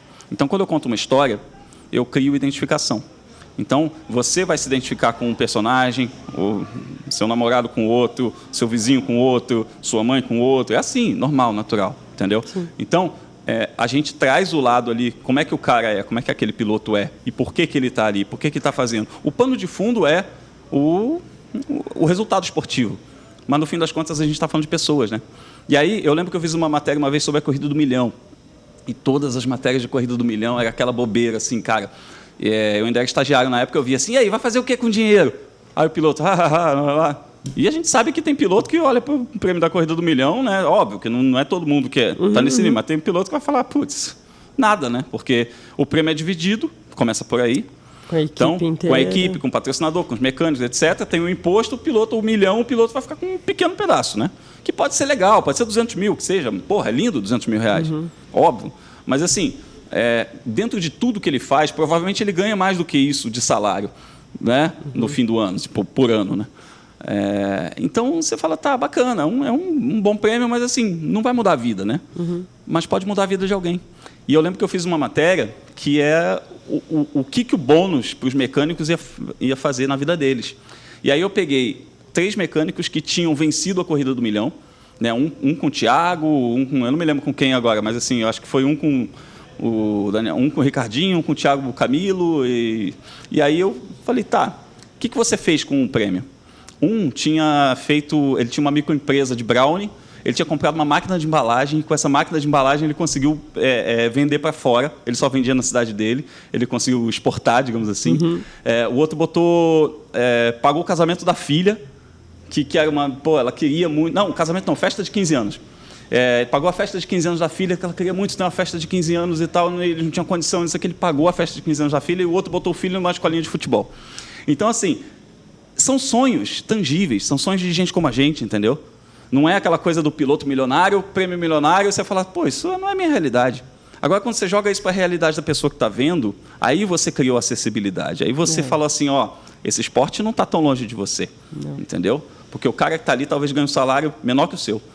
E aí ele realizou um sonho, sabe? Ele pagou 15 anos da filha, ele fez a empresinha dele, microempresa, consegui ganhar mais um pouquinho, sabe? São pequenas coisinhas, assim. Então, óbvio que todo mundo dentro da categoria sempre olhou para mim com carinho, porque eu contava essas histórias humanas com o esporte de pano de fundo, né? E aí, quando mudou a equipe, foi uma coisa, a conjunção astral, né? Quando mudou a equipe de conteúdo, foi a época que eu saí da Globo. Foi exatamente a mesma fase, assim. Foi, tipo, 2, 3 meses de diferença. E aí eu recebo um telefonema, né, do Carlos Coll, assim, podemos conversar? Vamos lá. E fui conversar com ele. E desde então, desde o comecinho de 2019, janeiro de 2019, eu estou na coordenação de conteúdo da Stock, fazendo o material de rede social e YouTube, enfim, tudo que você vê de conteúdo, né, audiovisual principalmente, né? Está sob sua responsabilidade. Exatamente. Principalmente não, especificamente o audiovisual, né, que você vê nas plataformas da categoria, está sob minha responsabilidade. E assim, é um trabalho que é diferente de filmar e editar. Assim, bom editor, bom câmera é fundamental, óbvio. Mas assim, o que você está comunicando? Qual é a sua narrativa, né? O que vai aparecer no feed das pessoas? Tudo isso a gente pensa, né? E aí você mistura tudo, né? Que você mistura como é que as pessoas vão entender a categoria, perceber, etc., com o que você precisa entregar. Aí vai lá uma matéria com um fundo comercial, mas que ela tem ali uma entrega, por exemplo. A gente gravou nesse fim de semana uma sobre a gasolina. Como é que é o procedimento da gasolina, como é que chega, etc. Tal. Legal, a gente está fazendo uma entrega para a gasolina Podium, uma entrega comercial, mas assim... Você, fã, não tem curiosidade de como é que funciona para chegar a gasolina dentro do carro de corrida? Então, nesse ponto, eu estou trazendo informação, eu estou trazendo uma curiosidade, um bastidor, sem deixar de fazer uma entrega comercial. Não é uma publicidade pura, entende? Então, o desafio de fazer conteúdo, ele passa muito por isso. E como você vai entregar as coisas? Se você simplesmente jogar um outdoor na cara da pessoa, você vai fazer um conteúdo em que muitas vezes é tão orgânico que ela não percebe que é comercializado, sabe? Então aí vem a escola da publicidade, com a escola do jornalismo, mas você junta tudo isso, cara. E hoje a criação de conteúdo, para mim, ela é um balaio que tem tanta referência, sabe? Que tem tantas habilidades que eu jogo, assim, eu vou trabalhando as coisas conforme a necessidade do conhecimento que eu tenho. Então, assim, eu ativo essa habilidade aqui, ativo essa. Quando eu vou ver, cara, eu falo, cara, eu já fiz tanta coisa na minha vida e hoje é tudo ao mesmo tempo agora, sabe? Eu coloco todas as coisas dentro do mesmo negócio, né? Vou fazendo ali, vou ativando. Quando eu vejo, eu faço um negócio super plural, mas natural, sabe? Aí eu falo, tá, você faz uma cobertura jornalística, você faz uma venda publicitária, você faz sabe, é um storytelling de livro, cara, é tudo junto, tudo junto e misturado. O conteúdo que você cria no seu canal também. Também. Eu tenho um trabalho autoral que eu tenho muito essa preocupação. E aí, como eu não tenho essa preocupação no canal da entrega comercial, ele é mais purista ainda, né? É uma coisa mais simples nesse sentido. O canal é Fórmula Grum. Fórmula Grum, exatamente. Que é para a galera não esquecer, né? Já faz uma categoria que o pessoal gosta um pouquinho, né? Aí Fórmula Grum, o pessoal guarda. Mas assim, eu tenho essa preocupação de conversar com pilotos do passado, de falar da história deles, de explicar quem são os pilotos brasileiros que estão correndo no exterior. Eu tenho um quadro chamado Por Aí, em que eu mostro eventos ou coisas que acontecem com bastidores. Então, falo, por exemplo, daqui das 500 milhas de kart. Eu falo muito a respeito, mostro os bastidores, como é que elas funcionam, justamente para a gente mostrar para as pessoas que não é um bicho de 7 cabeças, não é inacessível, sabe? Que é feito por gente, quais são as histórias que estão por trás, quais são as pessoas que estão por trás, por que aquilo é feito daquela maneira, sabe? Então, assim, o bastidor, ele traz muito essa coisa para você entender o esporte. E no meu canal eu faço muito pensado isso, assim. O que a pessoa vai ser depois que assistir esse vídeo? Sabe? O que ela vai levar daqui? Eu penso muito nisso. O automobilismo, no geral, colocando... Aí eu vou falar de Campeonato Paulista, que é mais a minha realidade. São de pessoas que normalmente trabalham em uma outra atividade profissional, né? E que muitas das vezes usam essa atividade profissional para bancar o amor pelo automobilismo, o gosto. E os mecânicos são pessoas comuns, os pilotos são pessoas comuns, os preparadores também certamente não vivem disso, são pessoas que também se dedicam a outras atividades. O grosso do automobilismo, aí a gente está falando de automobilismo, não de, de grandes categorias, são de pessoas totalmente comuns. E provavelmente ao seu lado pode ter alguém aí que lide com o automobilismo. Então, mas isso aí vai para qualquer realidade. Assim. Para cada Cristiano Ronaldo, para cada Messi, você tem 30 mil caras que trabalham de ajudante de pedreiro de manhã, pega um trem e 2 ônibus na hora do almoço, comendo uma marmita fria no trajeto para fazer um treino à tarde para jogar na 5ª divisão do campeonato estadual. Entendeu? Então, assim, isso vai para todo mundo, isso vai para todos os esportes. E até quem vai virar uma estrela passa por esse processo inteiro. Eu lembro que uma vez eu estava cobrindo uma seletiva de kart, e o Danilo Dirani, que foi o primeiro campeão da seletiva em 97, ele estava lá como coach dos meninos, né? E a gente almoçou assim, cara, a gente pegou pão, queijo, assim, juntou, fez um sanduichinho de pão francês, em cima da mesa de ferramenta, assim, sabe? Tipo, afasta aqui. Aí eu virei para ele e falei, cara, primeiro, zero glamour, né? Automobilismo, a galera acha que é aqueles camarote VIP, não sei o quê. É isso. Eu falei, segundo, tenho certeza que você almoçou muito mais na sua vida assim do que numa mesa bonita, arrumada. Ele falou, pô, mas muito mais. Isso aqui é 70% das vezes que eu almocei na minha vida, foi assim. Então, e a gente está falando de um cara que é um dos maiores campeões do kart da história do Brasil, sabe? Eu poderia trazer aqui um exemplo também de alguém que saiu do kart e virou um multicampeão no automobilismo também, sabe? Que assim, depende muito dos caminhos também que a pessoa toma. Não é questão apenas do talento, né? Ponto de partida também. Exato. Tem muitas variáveis nesse esporte, né? Mas, assim, não tem muito glamour, sabe? Tem gente fazendo as coisas. E tudo é feito por gente, no fim das contas, sabe? Teatro, cinema. Fazendo e querendo fazer, né? Vamos falar de novo do Campeonato Paulista, é bem isso. Quem não tá tem lá, restaurante lá dentro. Quem tá lá quer estar lá, né? Quem tá lá quer estar lá. Não isso. Tem restaurante, muitas das vezes tem os food trucks. Nós, como atletas... Hoje existe o food truck, né? Hoje tem. Eu sou de um tempo que não tinha nada, nem banheiro, às vezes. Você tinha que sair do autódromo para almoçar. Sério. Tipo assim, você saía do autódromo, ia lá no portão 9 do cartódromo, na padaria do outro lado da rua da rotatória, você ia almoçar lá. Sim. Porque não tinha onde comer dentro do autódromo. Isso, amiguinhos, é de verdade, tá? Assim, não tem glamour nesse negócio. Assim. Você vê, nossa, tem restaurante no autódromo, você fala aleluia. Né? Então, hoje, eu trabalho num sistema que a gente tem um buffet dentro né, atendendo o staff da categoria, porque são, sei lá, 70 pessoas trabalhando que não podem parar. Então, às vezes, a gente não consegue parar para almoçar também. Foi o caso. Domingo eu não almocei na etapa da Stock. Você passa o dia porque a largada 1h, alinhamento 12h30. Aí você vai fazendo a conta para trás, né? Você fala assim, qual a última refeição que eu fiz? Café da manhã. Então, a gente vai trabalhando, gravando, fazendo, acontecendo. Quando você olha, 4h30. É isso. E está tudo bem. Não, e beleza, a gente está lá porque a gente quer. Tá? Não é para... legal a oportunidade profissional, claro. Sim, evidentemente. Mas, assim, é um pouco insalubre. Autódromo é um pouco insalubre. Assim. Seja Campeonato Paulista, seja Stock Car, seja Fórmula 1, seja kart. É um bagulho assim, que quem está envolvido no negócio trabalhando quer muito estar ali. Porque é um bagulho muito...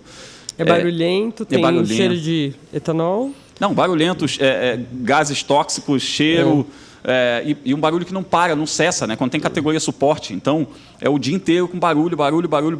E, no meu caso, eu preciso gravar. A gente precisa meio que achar janelas para gravar. É um negócio que, além do incomodar, é aquela coisa de você falar assim, 10 minutos para abrir box. Mas ainda tem barulho do pessoal chegando. Fala, tá, mas vamos para aquela ponta de lá, porque o pessoal entra por aqui, ó.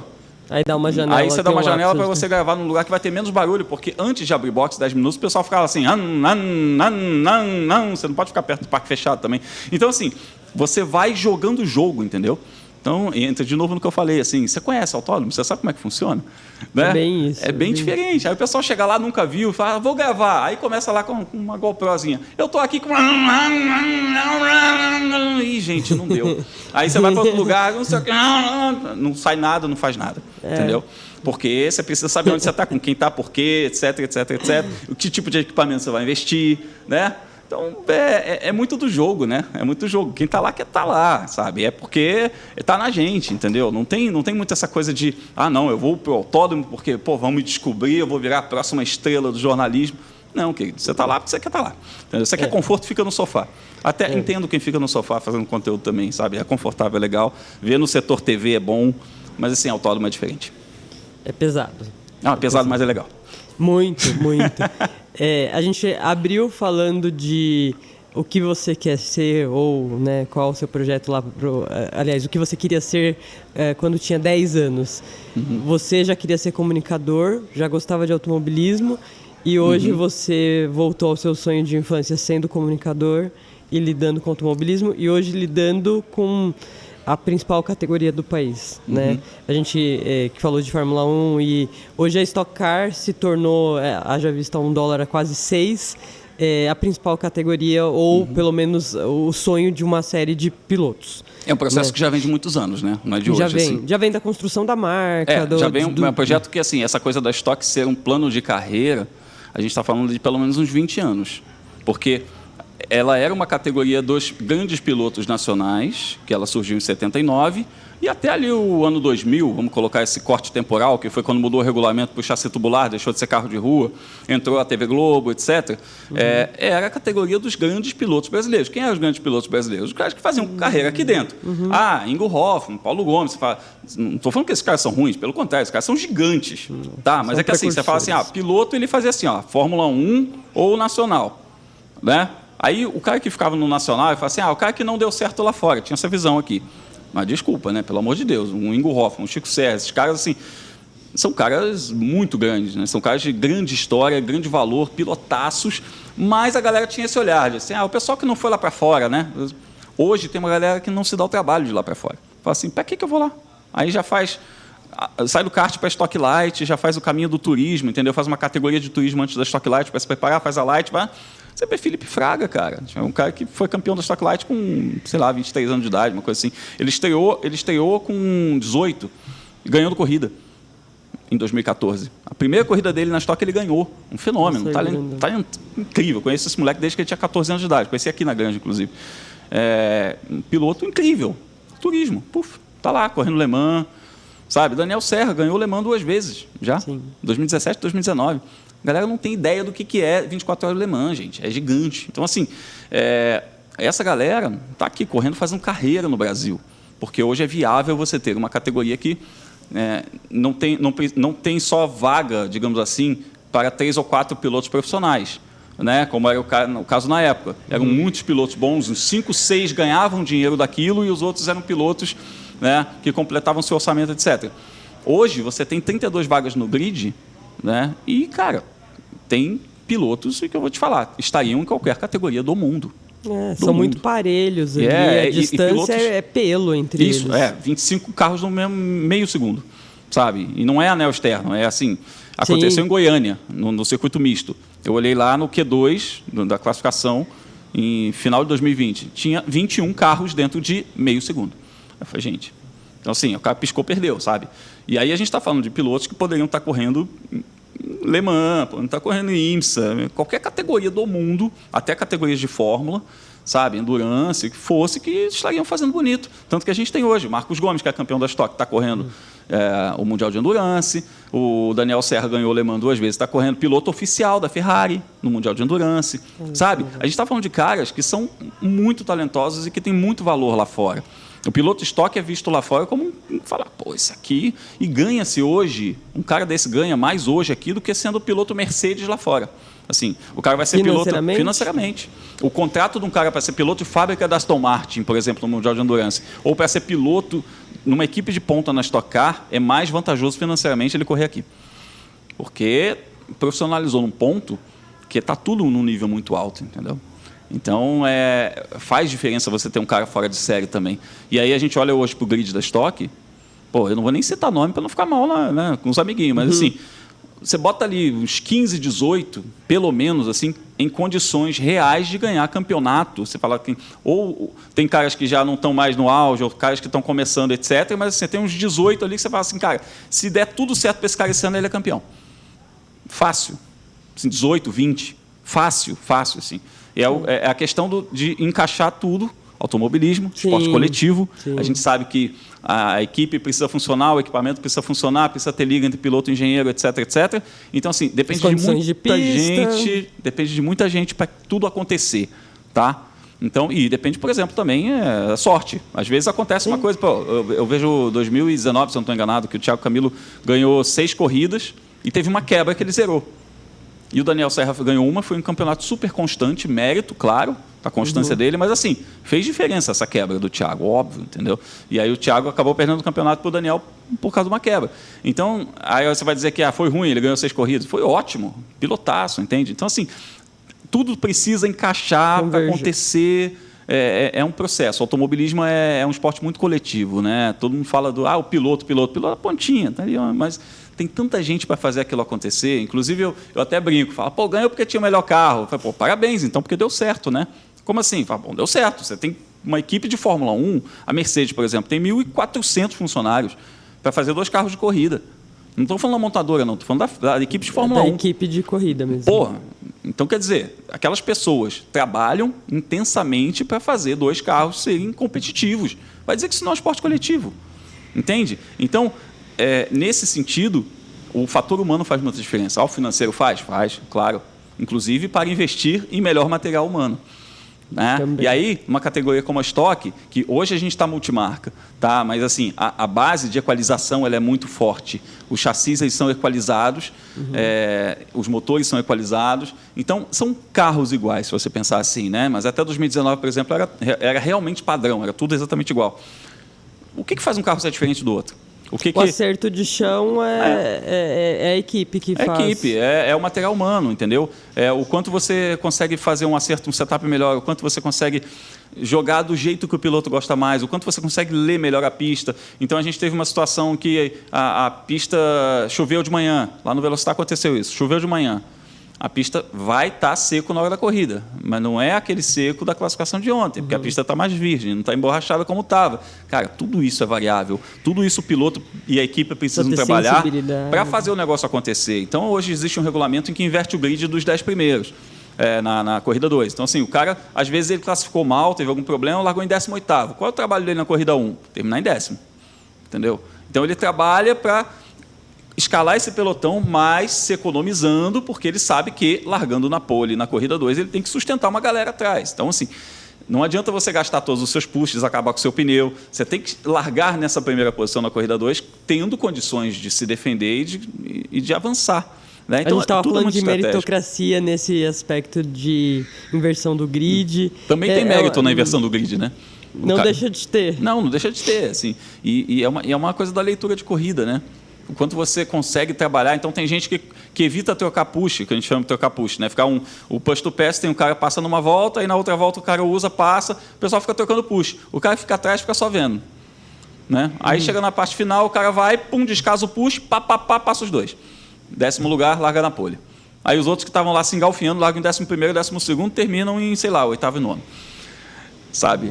A leitura da corrida é muito importante também. Então, é muita coisa envolvida para você fazer um resultado no automobilismo. O automobilismo ele é riquíssimo, ele é um esporte muito plural. E aí, por isso que eu fico tão danado da vida que o pessoal vê uma categoria só. Gente, tem tanta categoria legal para você ver, entender isso, tem tanta beleza nesse esporte. Pô, 500 milhas de Indianápolis de 2021, esse ano, que o Hélio Castro Neves ganhou.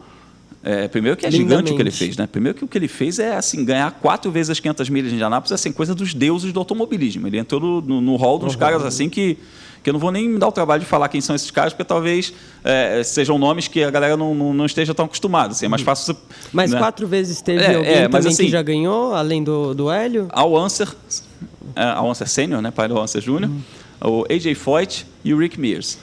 Assim, são caras gigantes no automobilismo. Eu não vou nem dar o trabalho de falar o currículo desses caras, que assim, eu vou passar um dia inteiro aqui falando. Os caras fizeram muita coisa no automobilismo. E ganharam 4 vezes em Indianápolis, que assim, é um negócio surreal. E o nosso brasileiro ganhou. Foi lá e ganhou 4 vezes em Indianápolis. Então, e é o cara que ganhou em maior espaço de tempo. Então, isso também tem uma coisa de o quanto ele ficou no auge, sabe? Ele conseguiu fazer isso. Esses caras ganharam em 10 anos, 12 anos. Assim, ele ganhou em 21, da primeira para a segunda. Da primeira para a quarta. Então, tem gente que não viu isso, porque está vendo uma categoria só. E aí eu falo da beleza do esporte, porque se você vê aquela 500 milhas do Elinho, você fala, cara, ele cozinhou aquela corrida, ele não mostrou tudo que tinha, foi lá, se manteve entre os 5 primeiros, que era o que ele precisava fazer, não toma volta, não fica distante do líder, se mantém na estratégia do líder, tem tudo isso.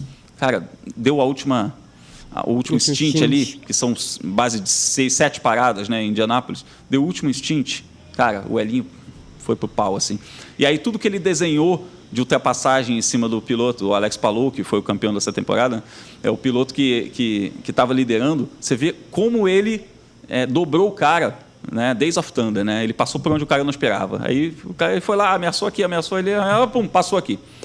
E ganhou aquela corrida. Eu falo, cara, repertório, nível de consciência maturidade, dele. 46 anos de idade, né? Como o cara leu aquela corrida.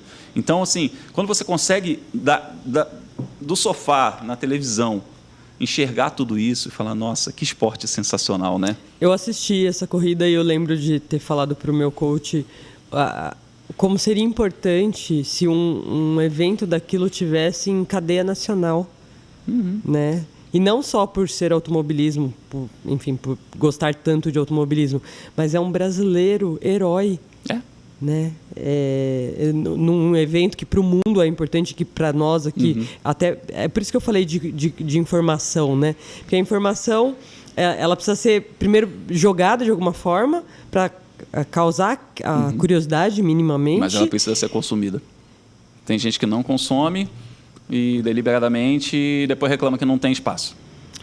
Mas é engraçado. Eu não sei se o hall de pessoas que eu lido, elas são tão alheias ao automobilismo, e não por não gostarem, mas por... Virou nicho, né? Eu sinto que, assim, falta chegar mais informações. Mas, assim, eu tenho e, assim, quando eu falo...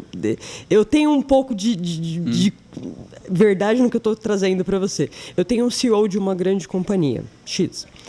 É uma pessoa abastada, veio de família abastada, gosta de automobilismo, pratica automobilismo virtual.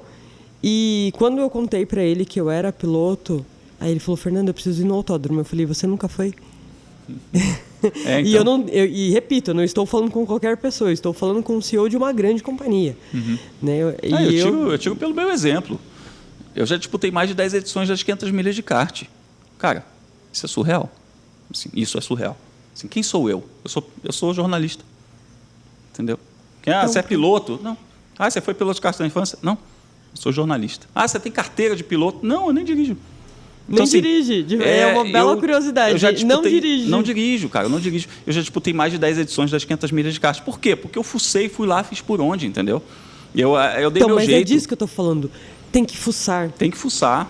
Só que o tem que fuçar, até desculpa, foi um pouco irônico, mas... Não, mas não é irônico, não. É de verdade. Mas assim, eu acho que a gente tem que... Quando eu falo a gente, e eu me sinto um pouco compromissada com esse objetivo, a gente tem que oferecer, tem que dar. Aí, obviamente, quem quiser vai lá e consome. Mas do Hélio Castro Neves, que foi uma vitória emblemática, lindo, e ele é um showman, né? Subiu na grade, muito. Fez todo... Ajuda muito também. Mas como aquilo foi pouco ventilado, foi muito pouco ventilado. Sim. E aí, para a gente que gosta de automóvel, nossa, você viu? Aí a pessoa, mas quem é? O que estava fazendo? Tá muito distante ainda. Mas eu vejo, cara, assim, o meu canal, eu coloco assim, uma matéria sobre o Felipe Fraga correndo Le Mans. Então, uma matéria sobre Indy, o Elinho ganhando. Uma matéria sobre Fórmula 1, puf. Aí eu faço uma matéria sobre Fórmula E, uma matéria sobre Stock Car, a Fórmula 1, tuf. A galera consome o produtinho bonitinho que vê na televisão, Drive to Survive, etc. Não adianta. Assim, Fórmula 1 está em outra prateleira em relação... As pessoas olham automobilismo e Fórmula 1 como esportes diferentes, como modalidades diferentes. Será que a gente tem que fazer um Drive to Survivor brasileiro? Tem, claro. A questão é quem pague, né? Porque a Netflix enfiou sei lá quantos milhões de euros naquela produção lá. Hoje você não tem quem pague uma temporada de um brasileiro na Fórmula 1, imagina? Vamos fazer aí um Drive to Survive? Eu topo, eu fecho. Dirijo feliz, hein? Ó, se deixar... Vamos começar pelo meu? Alô, bora? Olha lá. Alô, patrocinadores, leis de incentivo, estamos aí, hein? Estamos aí. Gosto muito da ideia. É um negócio que me atrai demais, assim. A gente tá gravando uns negócios aí para estoque que eu não posso falar muito ainda. Claro. Mas umas coisas que não são factuais, digamos assim, que a gente está colocando com os pilotos campeões, tá? Um material bem bacana. Não, isso é muito bom. Ainda não falei isso publicamente. Aí, ó, já contou, gente, aí, ó, um spoiler. Mas que vai ficar bem legal, assim, bem legal. Que é um pouco de contar a história, né? Aquilo que a gente falou, como é que é a história que você está contando, né? Não é só falar quem ganhou ou quem perdeu. É uma história, você tem que contar histórias, né? E a gente tem a história para contar na categoria que está aí desde 79, cara. Putz, que tem... Categoria, as pessoas, os mecânicos... Exato. Tem muita coisa bacana para a gente contar, muita história boa para a gente falar. Muito bem. E daqui para frente, além do que você já soltou aí, o que você está planejando aí para estoque? Zilhões de coisas, cara. Assim, o que eu planejo todo dia, o que eu consigo fazer é assim, essa proporção aqui. Porque a cabeça não para, na real, assim, sem tentar ser... parece um pouco assim, você fala, nossa, o cara é cheio de ideias, Você acha? Publicitário, ué. Mas gente, assim, tipo, eu vou dormir com ideia, eu acordo com ideia. É assim, graças a Deus, eu adoro isso. É assim, eu agradeço todos os dias por ser assim. Nasceu para a carreira certa. Mas é uma coisa que é um pouco angustiante, porque o que a gente tem de ideia com relação ao tempo que a gente tem para executar tudo, sabe, é muito discrepante. Você dorme? Um pouco, bem pouco. Mas eu fico... Às vezes eu terceirizo ideia, sabe? Eu ligo para alguém e falo assim, olha que legal isso aqui, pum, e passo, e eu vejo na hora e eu fico feliz, entendeu? Porque eu prefiro que a ideia vá para alguém e seja realizada do que morra comigo. E eu faço muito isso, de passar as ideias para os outros, assim, o que você acha de fazer não sei o quê? Apresentei fulano e fulano, eles hoje têm um podcast, sabe? Eu ouço todo dia, eu acho legal pra caramba. É um negócio meio que de jogar as ideias para o mundo, eu gosto disso. Mas, respondendo a sua pergunta, estou escrevendo um livro, a biografia do André Bragantini Júnior, um dos maiores pilotos da história do automobilismo brasileiro, baita história de vida também, cara que tem um histórico pessoal assim que fez ele passar por muitos problemas que hoje a gente entende como bullying, como a questão da inclusão, da representatividade e tudo mais. Ele viveu muitos problemas na pele. E aí eu estou escrevendo o livro dele, estou biografando ele. A gente está fazendo também uma série de palestras, né, a respeito disso, da carreira dele. Trabalho com a Stock, estamos planejando coisa para o ano que vem já, além do que a gente faz hoje, outros projetos. Meu canal, eu vou retomar um ritmo, né, dele de novo, porque eu dei uma parada porque eu estava com muito material gravado e ainda inédito, e aí eu preciso soltar esse material ainda que está gravado. Então, no comecinho de 2022, eu vou voltar com produção inédita de novo. Enfim, tem muita coisa acontecendo. Tem coisas aqui até da Granja Viana que a gente também está planejando fazer, tem outros projetos com outros jornalistas, outros colegas, podcast também, retomar podcast. A cabeça não para, mas assim, a gente tem que conseguir fatiar o tempo de maneira que dê para fazer tudo. Só tem 24 horas, dos quais algumas delas você deve dormir. Alguns eu consigo fazer com que tenham 48, mas nem sempre é possível, né? A gente vai reequilibrando os pratos e fazendo as coisas acontecerem. Mas é legal. Criar conteúdo é um negócio que é maravilhoso. E respondendo aquela pergunta que você fez lá no início do sonho de infância, não é exatamente um sonho de infância, mas em algum momento da minha vida eu entendi que eu queria que minha vida não tivesse um dia igual ao outro. Que eu terminasse um dia falando assim, amanhã vai ser tudo diferente, amanhã eu vou fazer outra coisa, amanhã eu vou fazer algo que eu nunca fiz na vida, etc, etc. E eu consegui isso, e isso é maravilhoso. Sabe? Eu não tenho um dia igual ao outro. Todas as coisas que eu faço, algumas são recorrentes em termos de parâmetros, mas nunca é a mesma coisa. Eu nunca tenho um dia igual ao outro, e isso, para mim, é uma dádiva, sabe? É uma coisa muito especial, e justamente por isso que eu sou movido por aquilo que eu ainda não fiz. É muito bom ouvir isso. É muito bom saber que isso, com certeza, vai inspirar muitas pessoas, porque aos 10 anos, muitas das vezes, nós já sabemos o que gostaríamos ou deveríamos ser, e a gente acaba ignorando ao longo da vida por N fatores, X, e quando a gente olha para trás e vê que a gente conseguiu recuperar aquele ideal e construir em cima daquilo, e muitas das vezes até superar a ideia inicial, fantástico. É muito, assim, eu vejo hoje coisas que eu falo, cara, eu não sonhei com isso. Tem coisas que eu sonhei, tem coisas que eu não sonhei. Tem coisas que foram além, assim. Você sabe? imaginou que você tocaria a Stock no âmbito de comunicação? Não. Assim, eu queria trabalhar com algo grande dentro de comunicação, dentro de automobilismo e tal, mas assim, se 20 anos atrás falasse para mim assim, a comunicação, o conteúdo da Stock vai estar na sua mão. Aí eu ia primeiro chamar de maluco, mas aí ia falar, olha, sabe? Impossível não, hein? Assim, eu teria essa consciência de falar, dá para eu trabalhar e chegar lá. Né? Eu não ia falar, você está louco, nunca que... Não, isso não. Isso, as pessoas falam assim, nunca que eu imaginar. Imaginar, dava para imaginar. Mas, assim, se falassem que ia ser, eu ia dar um passo e falar assim, eita, sabe, jura? Sabe? Então, assim, a gente mesmo se surpreende com o que a gente é capaz de construir. Sabe? Às vezes a gente mesmo não acredita naquilo que a gente é capaz de construir, até a gente ir lá e fazer. Sabe? Então, eu tô numa fase da vida que eu estou muito assim... eu passei 13 anos numa empresa em que eu não podia fazer muitas coisas. E aí, sem trazer coisa de vilão, tá, gente? Não pode isso, não é malvado. Não, é assim que funciona em qualquer empresa. Você está numa empresa em que você vende a sua imagem para ela. Então, por exemplo, eu não podia ter um canal do YouTube porque eu estava no ar na televisão, natural. Entendeu?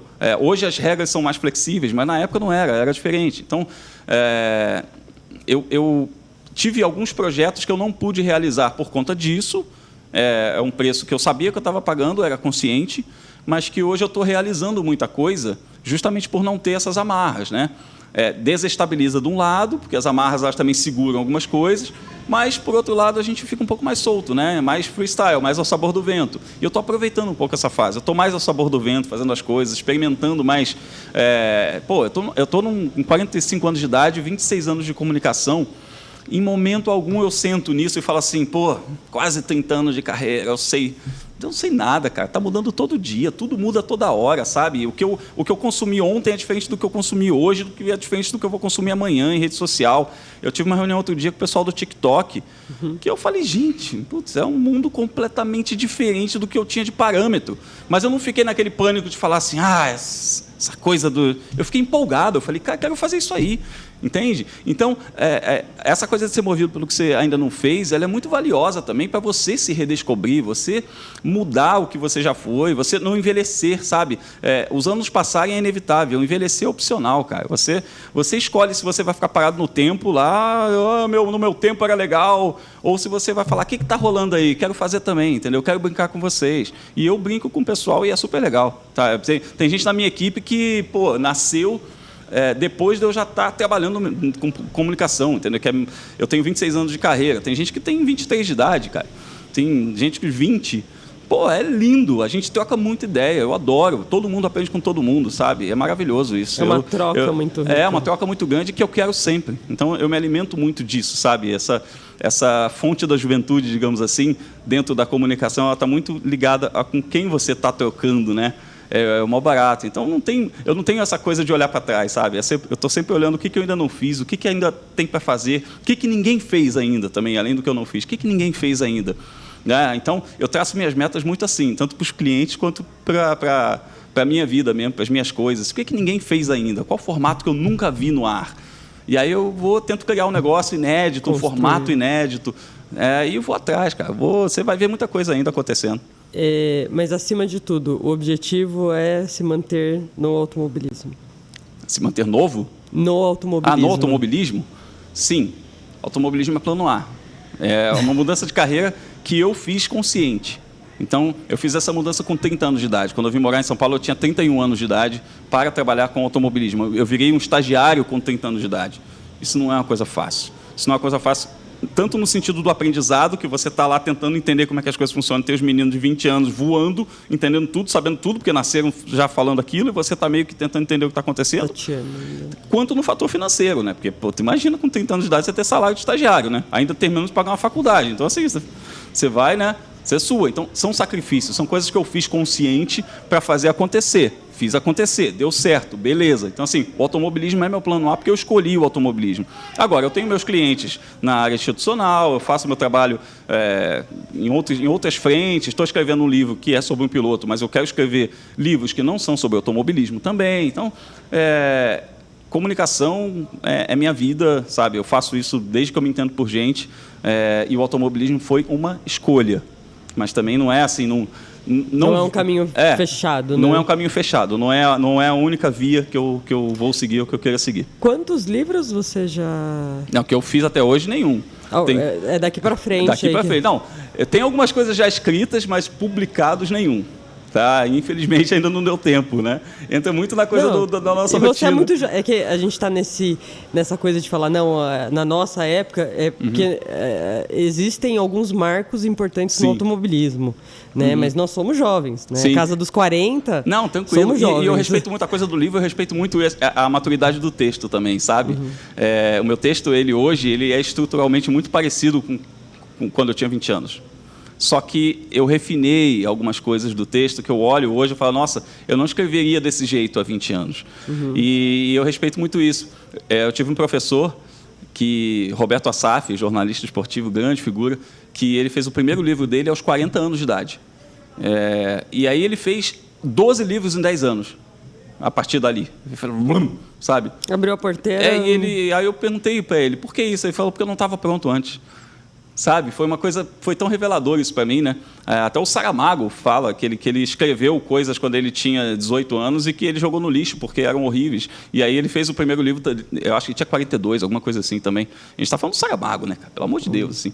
Então, a coisa de você deixar alguma coisa, né? O livro é um negócio que você deixa, né, cara? O livro vai estar aí, eu não vou estar mais aí, o livro vai estar aí. É um legado registrado. Registrado. Então, assim, eu também penso muito nisso. O que eu vou deixar?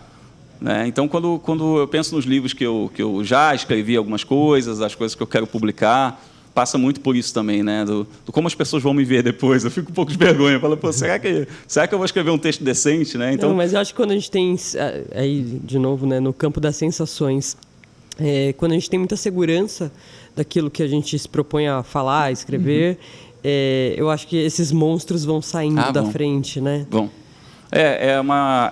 Essa coisa que você falou... Isso aconteceu comigo quando eu fiz a minha primeira transmissão. Eu fiz algumas transmissões em televisão, outras em rádio, mas a primeira transmissão que eu fiz foi em rádio, na CBN. Isso foi em 2010.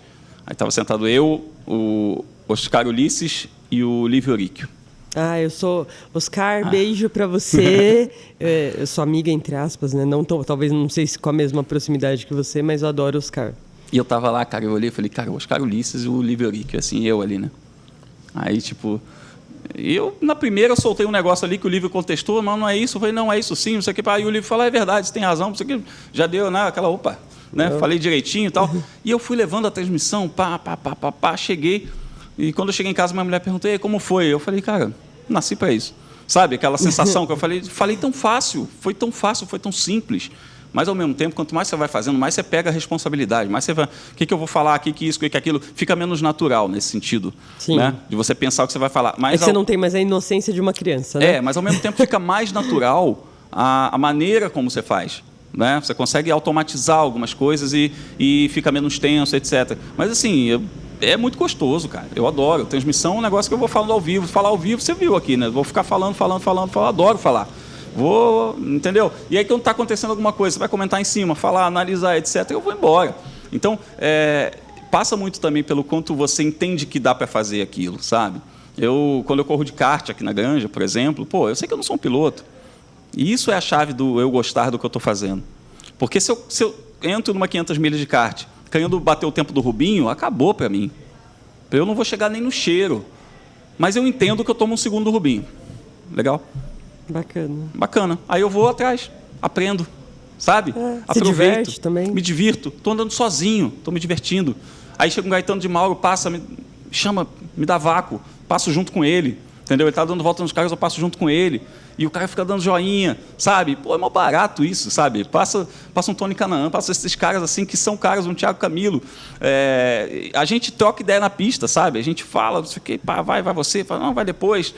Cara, é mó barato. O que eu estou fazendo ali, entendeu? Eu sou um jornalista, mas você fala, eu estou curtindo, eu estou aproveitando. E aí eles têm esse entendimento também de que eu estou me divertindo. Eu não posso atrapalhar ninguém. Se eu começar a andar, 4 segundos pior, aí eu estou atrapalhando. Aí o cara, de repente, vai falar, o que esse cara está fazendo aqui? Mas se eu não estou atrapalhando ninguém, eu estou andando no ritmo ok, o cara começa a valorizar também e fala, o cara está sentando a bunda ali no kart para entender o que é isso que eu faço. Sabe? Ele vai conseguir analisar melhor o que eu estou fazendo, ele vai entender que não é simples o que eu estou fazendo. Então, quando eu vou entrevistar o cara olha para mim e fala assim, você sabe o que você está falando, né? Porque você estava ali entendendo, vivenciando o que eu faço. Então, isso é uma relação bacana também, sabe? A gente precisa ter esse background para ganhar também desse outro lado, ganhar confiança, ou saber o que você está fazendo, não passa só pela qualidade do meu texto, não passa só do como eu consigo falar direito ao microfone, não é só como eu consigo encarar uma câmera. Tem embasamento no que eu estou falando? Eu vivenciei o negócio para entender do que eu estou falando, sabe? Eu estudei direitinho, eu vou atingir alguém se eu falar alguma coisa errada, tudo isso. Então, comunicação é maravilhosa por causa disso, né? Porque a gente vai muito além do que a pessoa consegue perceber às vezes, mas é um negócio que é muito significativo. Tem muita responsabilidade. Nós vamos nos encaminhando agora para o final, mas eu queria fazer a mesma comparação do nosso trabalho hoje aqui construído. Né? Eu tenho uma pessoa de super peso, com bastante experiência, com uma lida numa emissora muito grande, com um conteúdo que é invejável, né? Que bom que vocês gostam, eu adoro. Eu faço com muito coração. Eu tô me sentindo agora, eu sendo você no kart, atrás do Gaetano de Mauro, pegando o seu vácuo. Você trouxe muita coisa bacana pra gente. Eu acho que foi uma conversa muito rica, e acho que deu essa sensação que eu queria levar sabe, de como... De aproximar, né? Você é o Schumacher ou é o Senna e eu tô no seu vácuo e tá tudo certo. E o importante é que a gente construiu algo bom e que todo mundo também está reconhecendo aquilo que a gente está levando e acho que a gente cumpriu essa missão que é um pouco da sua missão pessoal, né? Além de ser um comunicador, de construir um material tanto promocional quanto ideológico. Não sei se de novo, né? O medo de colocar as coisas erradas para um Não, mas é o entender a responsabilidade do que você faz, né? Isso, você fala do mercado financeiro, você está jogando com o dinheiro de alguém, né? Sim, então você precisa orientar a pessoa a tomar uma decisão certa, né? E aí eu falei, você não é do meio da comunicação, né? Você é de exatas e tal, mas eu sou o primeiro cara a defender que você pode fazer conteúdo, sabe? Eu falo muito isso, eu brigo com as pessoas, falo assim, não, quem é ele para falar? Ele é outro, igual a você, igual a mim, ele pode falar também. Mas ele não é formado em jornalismo? Não interessa. A única questão é, se você se vestir de branco, entrar num hospital e der um remédio para alguém, a pessoa acreditou que você é médico. Agora, se você ligou uma câmera, ligou um microfone e falou alguma coisa, a pessoa vai acreditar no que você está falando. Você tem que ter responsabilidade e você tem que zelar pela qualidade do seu conteúdo. É isso. Agora, como você é, o que você faz, qual é o seu background, sua formação, cara, não interessa. No final, você dá o recado, é você falar direito, as pessoas entenderem aquilo que você está falando. Está feito isso, tem responsabilidade do que você falou, a pessoa te entendeu, está tudo certo. Fizemos uma boa entrega? É isso, excelente. Muito justo. Muito obrigada. Obrigado você. Prazer imenso, imenso. Conheci à distância o seu trabalho, mas agora, enfim, ganhou uma fã. Ai, que legal. Adorei vir aqui. Tô acompanhando, tô curtindo. Você já trouxe alguns amigos aqui, inclusive. Então, é bacana esse jeito mais informal, menos fleuma, né, de trazer informação, mais bate-papo, eu gosto também. Bacana, parabéns, viu? Muito obrigada. Gente, boa noite, muito obrigada mais uma vez aqui, ó, figuraça, Grum. Acompanhe o canal dele, Fórmula Grum. Fórmula Grum, hein, gente? Fórmula Grum, todas as redes sociais, enfim, Instagram, Facebook, Twitter falo muito lá. Sou falastrão também legal. Escrevendo. E o canal youtube.com/Fórmula Grum e todos os conteúdos da Stock Car, enfim, estamos aí na atividade. E eu dei uma olhada no canal, o canal é muito bacana, tem muito conteúdo, acho que vale a pena, e a gente que promove isso e promove ideologicamente, comercialmente, acho que o ponto é trazer informação e tornar, enfim, você uma pessoa próxima do automobilismo de verdade, né? É isso aí, aproveitar que eu vim aqui a Granja Viana para ver se eu já acerto minhas 500 milhas de kart na próxima edição aí, porque ainda não está fechado. Né? Olha lá, vamos no vácuo de alguém. Vamos batalhar para fazer acontecer. Vamos junto. Gente, boa noite, se inscrevam no canal, Piloto Fernando Aniceto, ativem o sininho. Obrigada, até a próxima. Tchau!